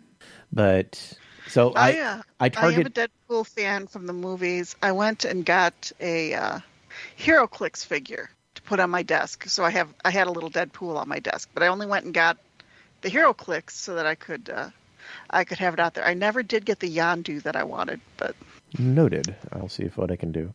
Now there's a lot. Okay, this is the problem. This is the inherent problem with Funko is that I'm scrolling through the list of what's coming out in April, and I've been scrolling for a while. What the heck? What do you mean there's another Ninja Turtles coming out next month? Wow. Which one is this, George? Which one is this? I just hit yet another wave of Ninja Turtle Pops. Ninja Turtle Pop. Put it in and it gave me some weird tool. But yeah, so I basically will, if I go after a series, I try to collect all of them, such as whenever I collected all of the Big Hero 6. And if I go after, let's say, otherwise I just go after particular ones, like something that catches my attention, or if there's a limited line of, like, I have all of the Blacklight Edition Five Nights at Freddy, because they're blacklight, they glow. Why the heck wouldn't I? Okay, that one's kind of weird. I absolutely cannot find any information on it. But yeah, Funko does just tons of craziness. Their newest thing that they're doing right now is comic book covers. They've done record ones where it's in an acrylic case, and then it's the album, and then it has like the figure that's either associated with the album. Like they had the little man from the Linkin Park album. That was really cool. But now they're doing a series that they're in the acrylic box, and on the back is a comic book. And then on the front, like I saw one for Poison Ivy, and it was like the first time Poison Ivy ever came out, that it had the Funko Pop Poison Ivy figure. And then another one I saw was the Venom, was it Lethal Protector? Or it's like one of the first Venom comic books. Not his first, but it was one that made him big. And it had the actual Venom Funko Pop. I thought that was actually really neat. And that's something that might make me go, if I see them go, ooh, I'll probably pick those up, especially for like Venom, or if they have the Maximum Carnage one, things like that. I thought those were really cool. I used to collect the 10-inch tall Funko Pops because they only had like 5 or 6 of them. Not anymore. It's like everything has a damn 10-inch pop. So I was like, I've given up on those. At $30 a pop, I can only buy the ones that really make me, like the Michelangelo holding a box of donuts. I'm totally down with that. Oh, that makes me feel better. This entire list just isn't April of 2022. It's May as well. Well, I mean, the list, I kept scrolling. I was like, what the? It's not ending. But yeah, Funko Pops has got into, they have a beanie and they have enamel pins now. But there was a Friday the 13th glow-in-the-dark beanie. And I may actually try to find that. That one was really cool. It's like white and it looks like it's a beanie. It's white, looks like the mask, and apparently it glows in the dark. That's everything that I love about it. I have a thing for glow-in-the-dark Funko Pop minis. Like there's or ones that just make me go, huh. Like they had an exclusive for 7-Eleven. It was the little mini Slimer holding a slice of pizza. I love pizza. I'm a pizza head. Just absolutely love pizza. And I was like, okay, if I'm going to get any of these, I'm definitely going to get that one. And I absolutely love that movie. So I was like, that works out. Hey, look, there's another Deadpool with a panda, and it's a large enamel pop. Enamel pop? Oh, they're coming out with metal Funko Pops now. Like, seriously, who thought that making a die-cast Funko Pop was a good idea? These things barely stand up as plastic. Because they know people will buy them? Yeah. What's the Chase variant? Oh, the Chase variant is glitter. The red's glitter. Okay. They have Chase variants for the pins? I just realized that. Yeah. Oh, well. I'm sitting here snickering quietly. Yeah. I know. I'm a nerd. No, I just happen to know that you really like those, so I made sure that you were aware of the fact that all of these are coming out. So everyone who wants to complain about me talking for like 30 minutes about Funko Pops and all the Please address various your complaints to Yeah. me. Yeah, to Marie. Because this is a mystery machine? Why is it? What the? That's not Funko. Is that Funko? Which I was just scrolling through my Facebook Yeah, feed Funko. in the solo board gamers group. Someone was just talking about Dungeon Roll, the game that I brought up. They had just played their Kickstarter version of it, and they want to see what's going on. So I just found it really funny that we were talking about it. Look, it popped up in my feed. So either Facebook is listening to, which is not. Don't say it's not likely, because I honestly... It's not unlikely, but No, it was just a timing thing I found amusing. I'm sure. I'm absolutely sure my phone listens in on my conversations. Oh, Moon Knight has another one of those comic book covers. So there's a Batman one, there's Moon Knight. I think the Moon Knight one glows in the dark.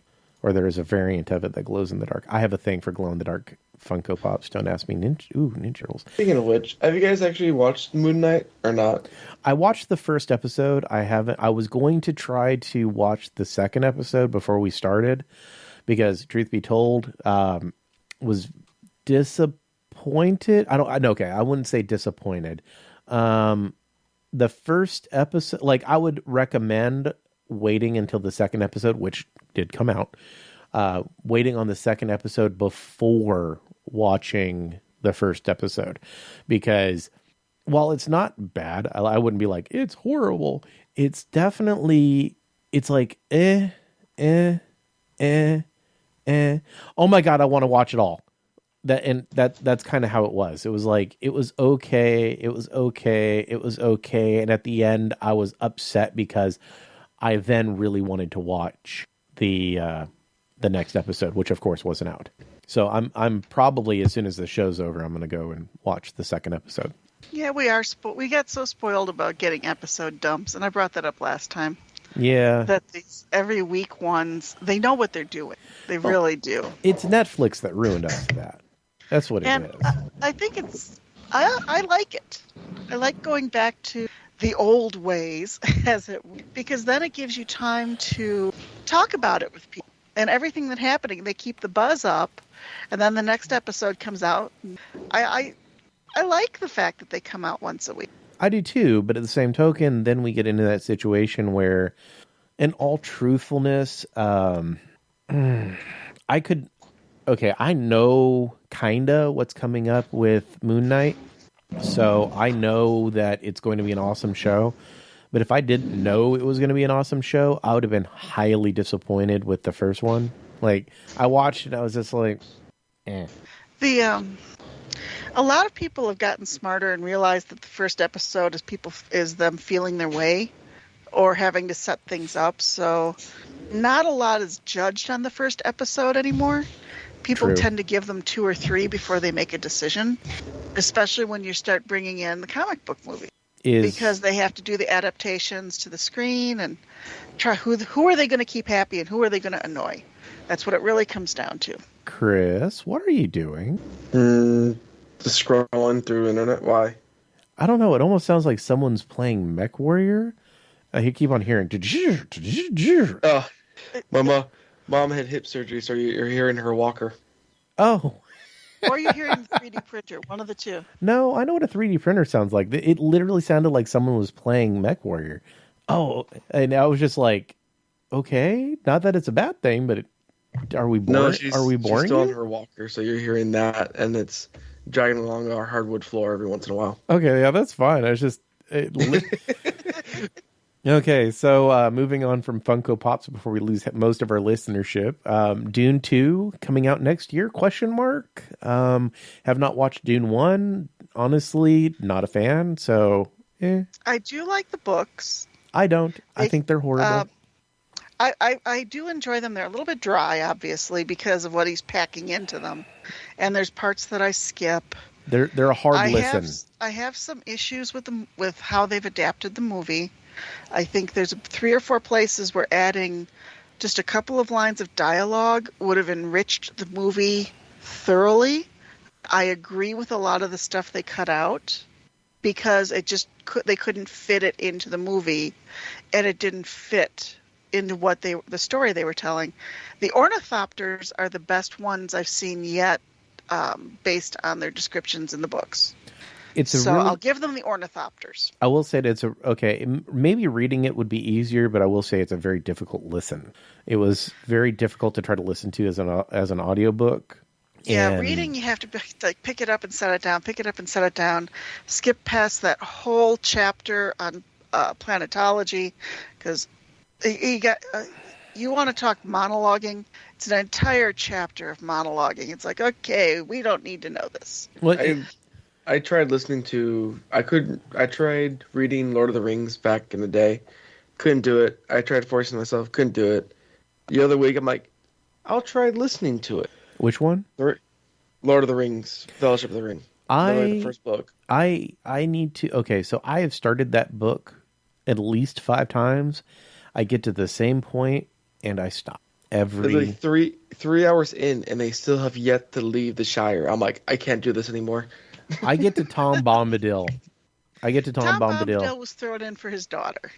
I get to Tom Bombadil every single time, reading the book, listening to the audiobook. I get to Tom Bombadil, and I literally want to murder him.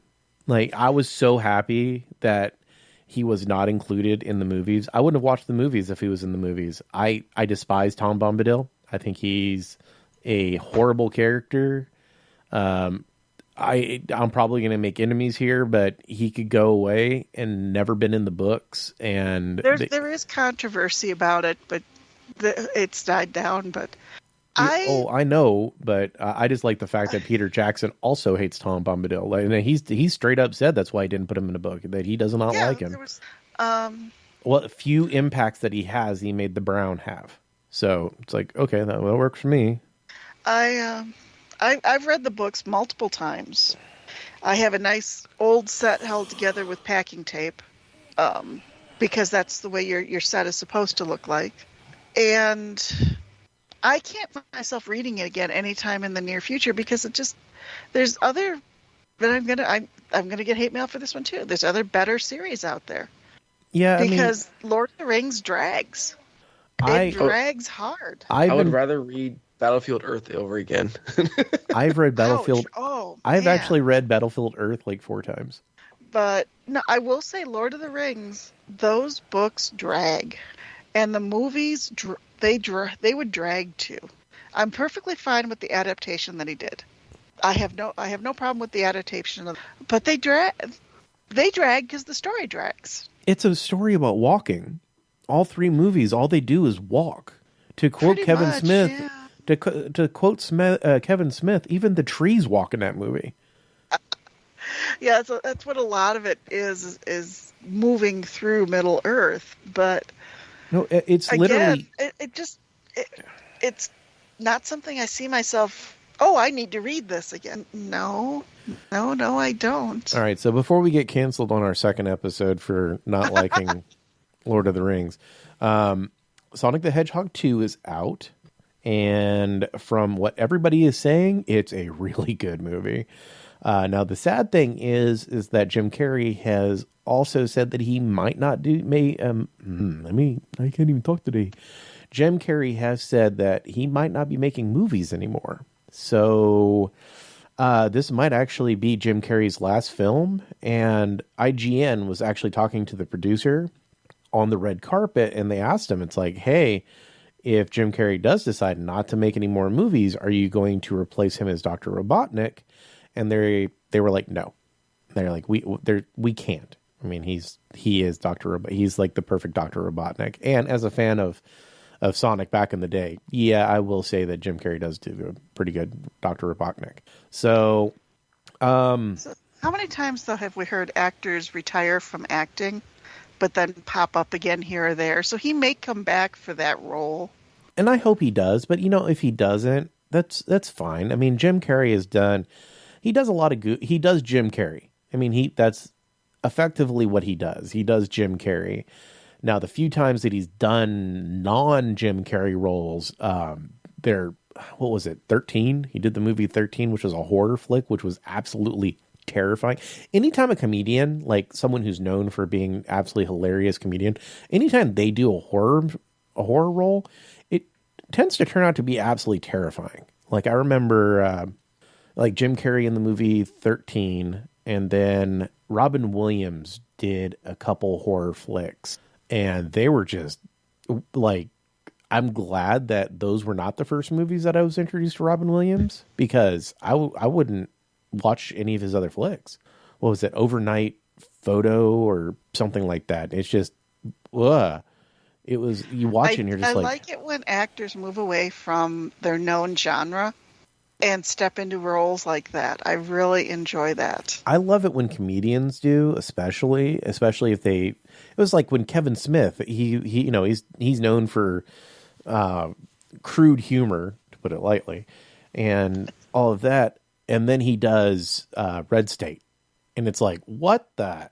I remember watching it and I'm like, why is this not getting more oomph? Because this movie is just scary, like creepy. You're watching it and you're like, Kevin, are you okay? Do you need to talk? And then he makes Tusk, which was also another horror flick, but it was definitely not on the same vein as Walrus. Yes. But yeah, whenever comedians step out and do other roles, especially for me personally, is when a comedian does a horror flick. Love those movies because usually those are like the scariest ones, because it's something about, I guess, the clown being scary. I think that's because they have a type of timing and a way of being in the forefront from the comedic training that just throws everything kind of sideways. Yeah, you're watching it and you're like, okay, they're using their same skills. And what was it? There was another movie, the movie Entrapment, that had Sean Connery in it, where he was playing the bad guy. And at one point, this movie's like almost 20 years old, so spoiler warning. There's one point where it looks like he's about ready to chalk Catherine Zeta-Jones off the top of the building, and the face he makes, like, I remember watching it and he makes this face. He doesn't make a move towards her or anything else. He just makes this face, and in his face it conveys that he wants to throw her off the roof, he wants her to die, and all of this other stuff. And it's just the one expression on his face. And I was like, wow. That right. I mean, Sean Connery's an amazing artist all throughout, but that right there, I was just like, I've never seen him be the best. And then when he did, it was just so wow. So you're talking about Sonic 2? I have not watched any. All I know is that Knuckles is in it and some of the other people, and it's a lot more focused on Sonic and Dr. Robotnik. Other than that, honestly, I have not watched any of the previews because I am planning on seeing it in theaters. And it's my philosophy is, if it's a movie I know that I'm going to watch, I try not to watch any previews. If it's a movie that I'm kind of on the fence about, I'll usually, like you said, I'll try to watch maybe one preview or the first trailer for it, not the second, but usually the first trailer for it. And then I'll make up my mind. I have to say, if I were you, I'd wait for more to come out on TV. Yeah, that's what and from it already has a screen release date. Like they already pushed out there. It already has a street date. So, and it might even get pushed up. I was going to go and take in a matinee because I like going to matinee movies, but they're not showing Morbius in any of the larger theaters at mine anymore, which makes me not want to go see it because I can't really easily get the seat I like up top when it's in the small theaters. So I thought about it, and other people have said just for it to come out.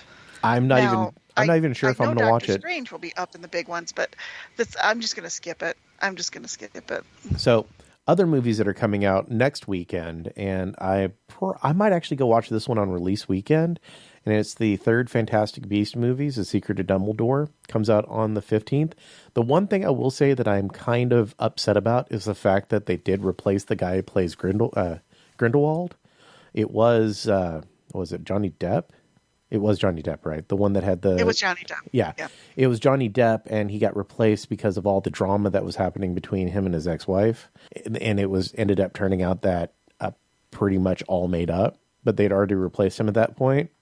And so we have a brand new person in it, which I'll give him a chance because, truth be told, I wasn't feeling Johnny Depp in the role. I just, I don't know. This is the way it was written. I was just like, wasn't really feeling it. So the fact he got replaced sucks for the reason that he got replaced. But I'm not going to be like, I'm not going to watch it because he's not Grindelwald. But it's a dude named Mads Mikkelsen. He's playing Grindelwald. I've heard he did a really good job. Like I said, wasn't a fan of Johnny Depp as that character. I like Johnny Depp, don't get me wrong. I think he's an amazing actor. I just didn't feel him as Grindelwald. But I am looking forward to the movie. I've loved the last two. I think this one will be interesting to watch. Now, okay, so I was scrolling through to see if there's any movies coming out that are nerdy releases that we should talk about. And I saw this movie. And one, it has 27 reviews in from critics, and it's already sitting at 100% critic review, which could mean that it's going to suck. Usually if it's like all the critics are like, I love this movie, I tend to think that it's going to be horrible. But I'm going to give this one a chance. And it's called The Unbearable Weight of Massive Talent. And it's Nicolas Cage starring as Nicolas Cage. It's an action comedy. And it is, so basically it's Nicolas Cage playing himself in an alternate universe where he's creatively unfulfilled and he's in financial ruin, but he's offered $1 million to attend a birthday party of a dangerous superfan played by Pedro Pascal. And they take a wild, unexpected turn when he's recruited by the CIA, an operative played by Tiffany Haddish, and is forced to live up to his own legend, channeling his most iconic and beloved on-screen characters in order to save himself and his loved one.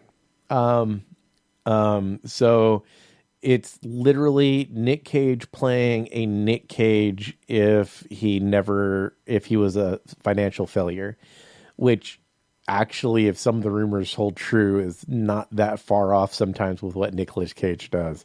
Apparently he does movies that aren't good because he goes on weird spendings and he's like, oops, money's low, need to go do a movie, and he'll do The Wicker Man because it's a paycheck.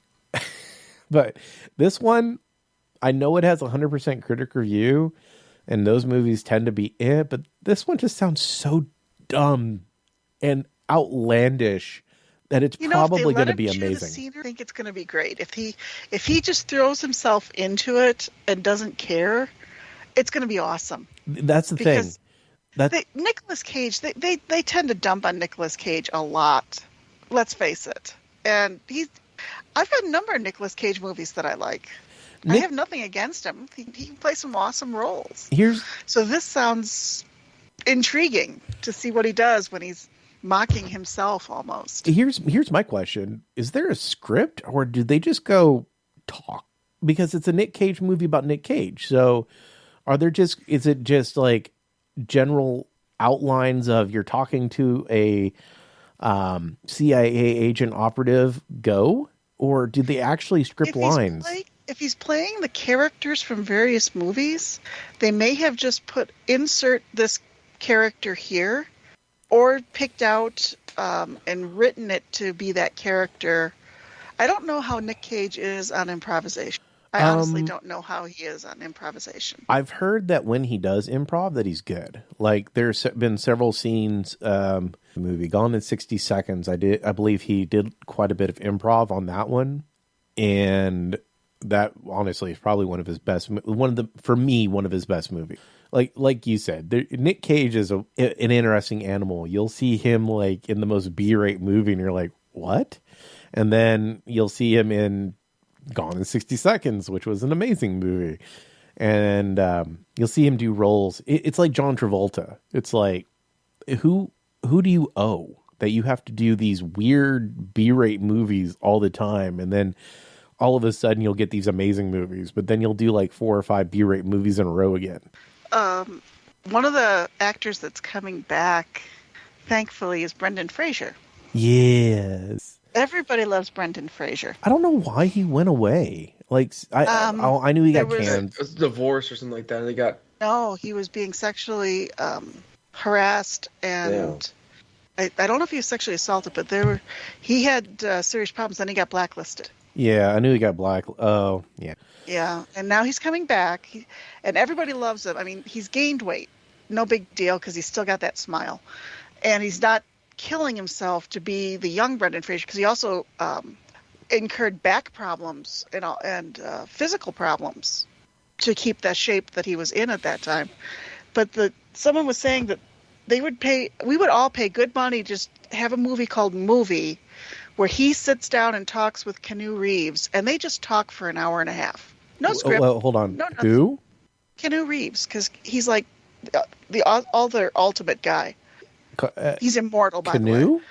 Did you just call him Canoe? I don't know how to say his first name. Kanye? Not Kanye. Jeez. Yeah, see, you got it wrong, too. Now you got me messed up. It's definitely not Canoe. You don't paddle his butt down the river.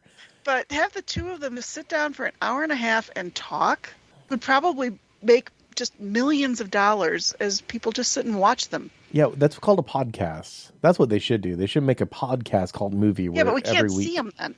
You can do a visual podcast. Do a video podcast where all they do is they sit down and talk, and I'd watch it.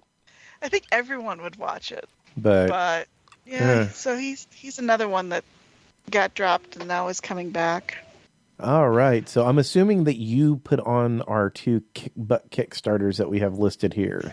Yeah, those are those are ones that I've backed. It seems like I tend to do more role playing stuff than a lot of people, the RPGs.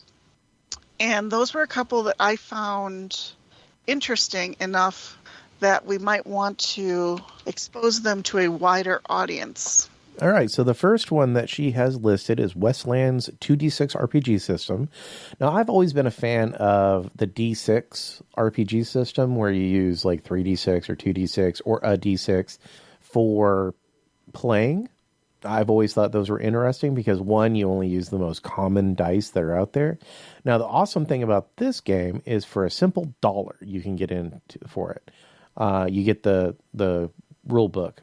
And it has 567 backers. Now, the downside of it being a $1 buy-in, it is only generated $1,300. And it only has 4 days to go. So by the time this is published, you'll have 2 days to back this. And for $1, you get the RPG core book. I mean, that right, I'm going to back it because it's $1.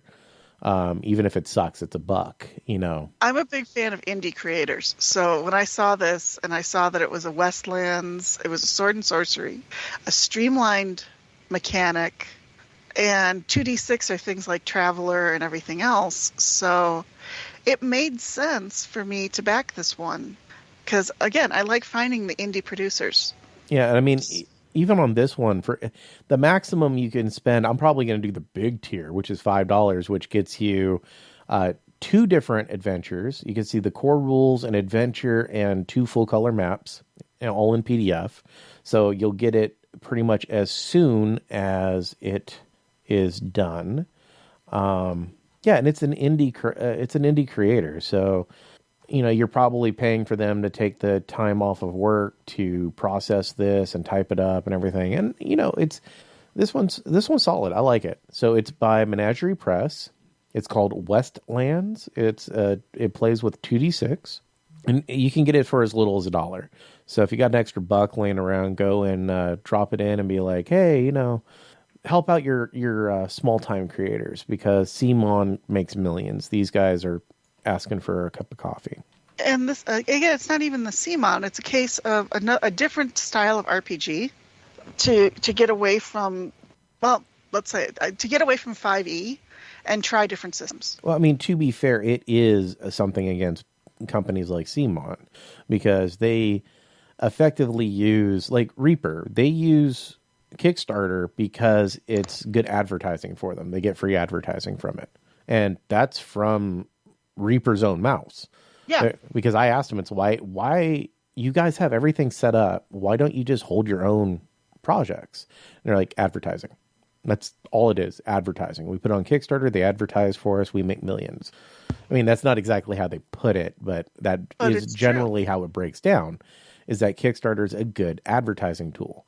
And that's why Simon continues to use it, because Cool Mini has enough clout nowadays that they could push traditional games, and they do push traditional games. But then they use Kickstarter, especially when it comes to expansions. Or big box games, like your $100 box games.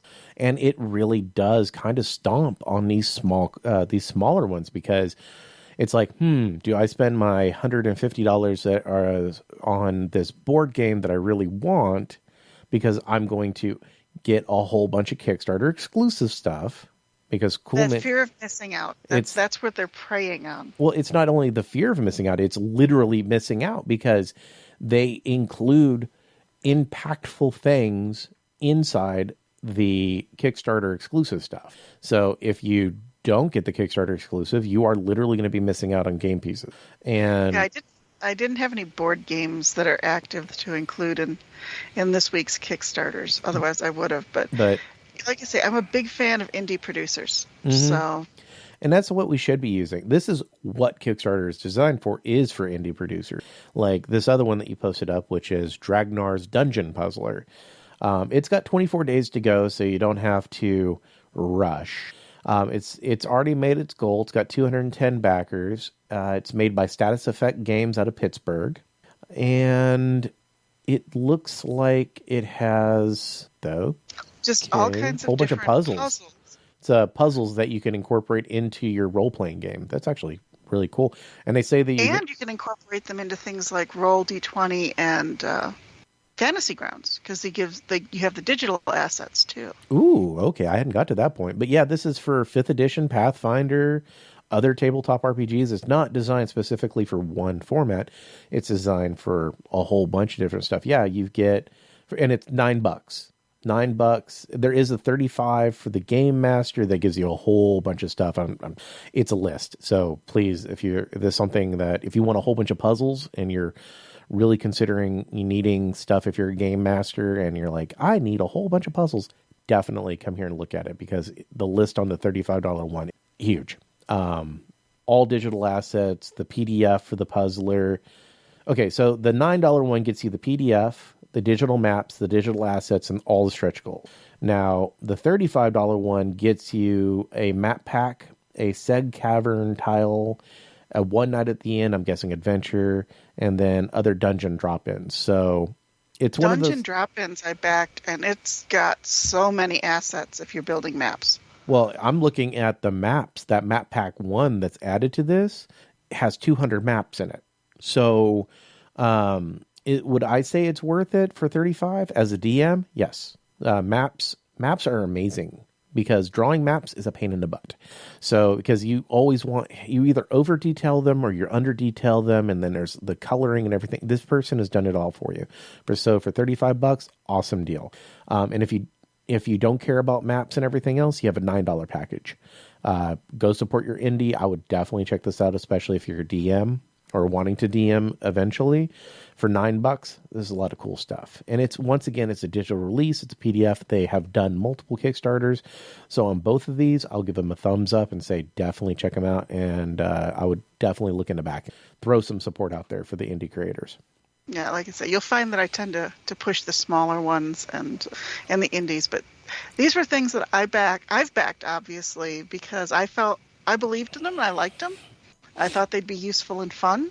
Oh, absolutely. So I wanted to share that with other people so that they can go and go, ooh, that is kind of cool. Yeah, and I will talk about bigger creators. Like, I mean, to be fair, I cannot do Kickstarter reviews or talk about Kickstarters if Cool Mini is doing one and not talk about it. In all honesty, we have to. It's one of those things you have to, because it's quite literally the fly on the wall, or not the fly on the wall. What's the 800-pound gorilla? The 800-pound gorilla, or the elephant. There we go. That's what I was thinking of. The elephant in the room. It's literally the elephant in the room. We have to talk about it. But honestly, Kickstarter was designed originally. Like, if you read the original rules, like, they've updated the rules to Kickstarter. If you read the original rules from like 10 years ago when Kickstarter first was starting off, the stuff that Cool Mini and Reaper and all of them are doing would be against the rules. They're actually, they were against the rules while they were doing it for a hot minute. And then they changed the rules because basically because they get, 5 to 10% of the finished money from these projects. So when you got someone like Cool Mini who pushes a project that makes $7 million, that's money. That's what changed their minds, was just money. $350,000 that they get for putting it on there. And they never have to give back. Right. And, and here's the thing. I don't blame them. I mean, if I don't like that it's turning into a pre-order, even though it's been doing that for the last 7 years, it's turned into a pre-order system. But I don't blame Kickstarter for not kicking people like Cool Mini and Reaper and everybody off their platform, because they consistently come back and generate. I mean, if I'd go through and add up how much money Cool Mini has made using Kickstarter, it's probably 8 figures at least. Well, here's the other thing that happens when they have these on there, and this is where my credit card yells at me, is you get the updates, and at the bottom of those updates, they give you similar projects that you might be interested in. I know. That's what gets me. Yes. Because I'll look at it and go, hey, what's that one? And I'll go look, and I'll end up backing it. So yeah, like I'm on Kickstarter, and I just looked at the last 2, and it's been a while since I've been on Kickstarter. I mean, I use it every now and actually I use it fairly often, but I'm not like some of the people out there. But from what I searched, those 2 RPGs, there's something that popped up recommended from the Tome of Adventure Design, and I'm like, that sounds interesting. See, this is where they get you. Yep. That's where they get you. It's the guy who created Swords and Wizardry. Huh. Yep. That's how they get you. I'm glad I'm not super huge into tabletop RPGs now, because this would probably be... Wow, that's a 500-page book? Man. And that's for $50 too. Yeah. 20 if you want the digital. Oh, so you already looked at... Oh, yeah. I just brought it up. Okay. I had seen it a couple times, and I hadn't come over to look at it yet, because I am also a huge fan of world building. Oh, this thing and looks such. So awesome, actually. Oh, it does. It does. How many days is it? Because right now I'm a little tight on the old cash, because I have to take 9 days. I'm probably not going to be able to get it then. Darn.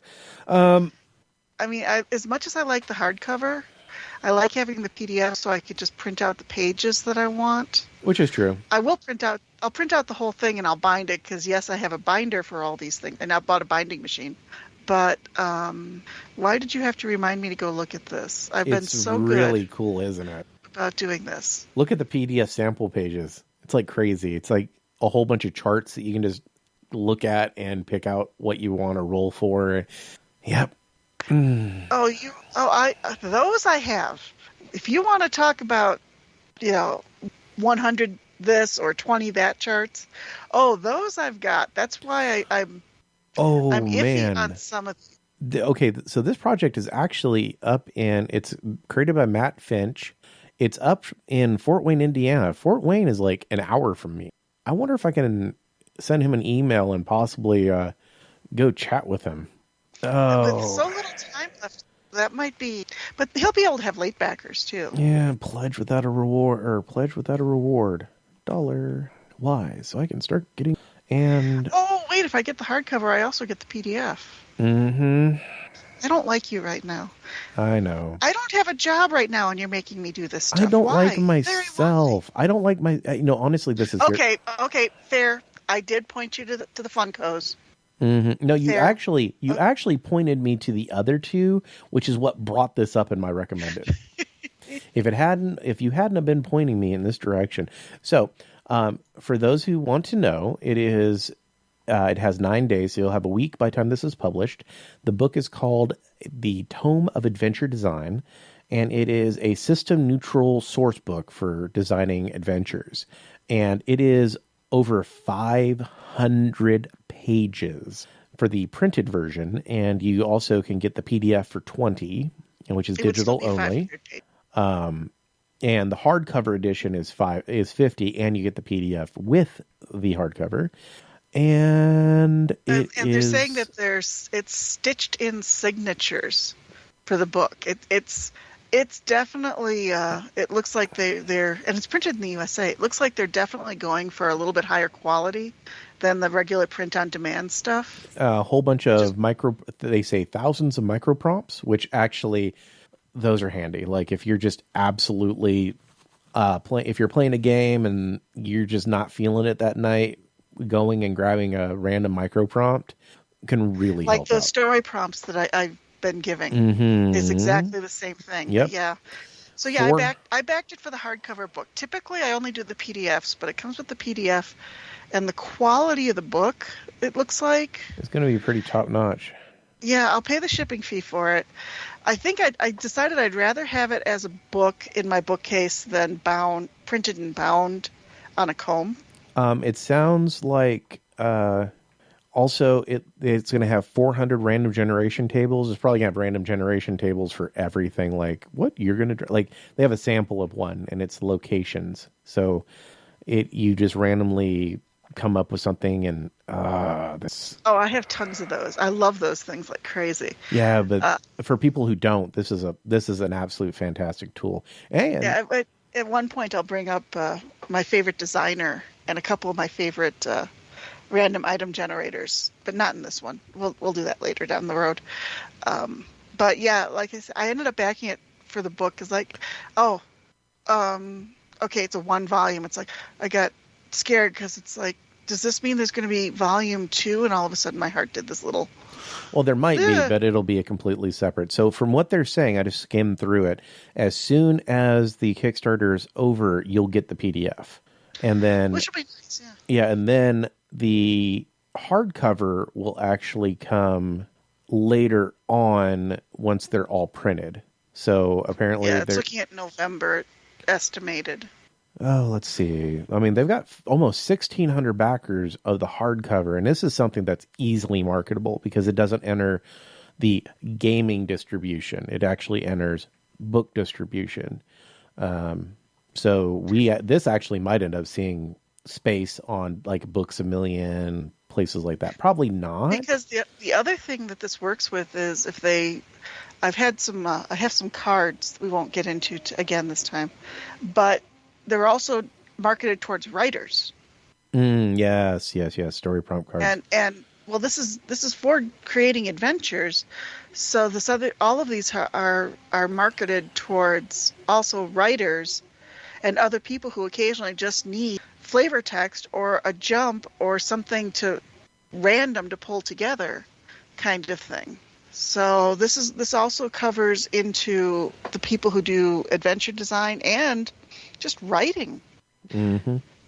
That's why I keep pushing the story prompts, because these story prompts can do anything, even though the cards hated me today. But they did. I couldn't get anything. So, yeah, like I said, I like these, and it really did. I just hadn't gone and looked at it. I think I was trying to prevent myself from doing it. So, yeah. But maybe next time you can come and tell us everything before the Kickstarter closes. Yeah. Okay, so everyone, it is starting to get a little bit late here. One last thing just to bring up, and maybe some of y'all can fill us in. So if anybody knows the scoop of what's going on with Battlescribe, let us know. Hasn't been any updates in like 2 years. Seems like the development is missing in action. So do you know what's happened to Battlescribe? Drop us a line, and you can reach us at modelsworkshoppodcast@gmail.com. That's all one word. Also, this will probably be the last episode that I'm going to be posting to the After Hours channel. So if you want to continue listening to the Gamers and Gadgets, make sure to go and subscribe. It does have its own channel. So just search up Gamers and Gadgets or Models Workshop Gamers and Gadgets. We should be, by the time this comes out, up on all major Stitcher, iTunes, Spotify, everything. If not, you can also hit us at linktr.ee/Models Workshop, and that's linktr.ee/Models Workshop.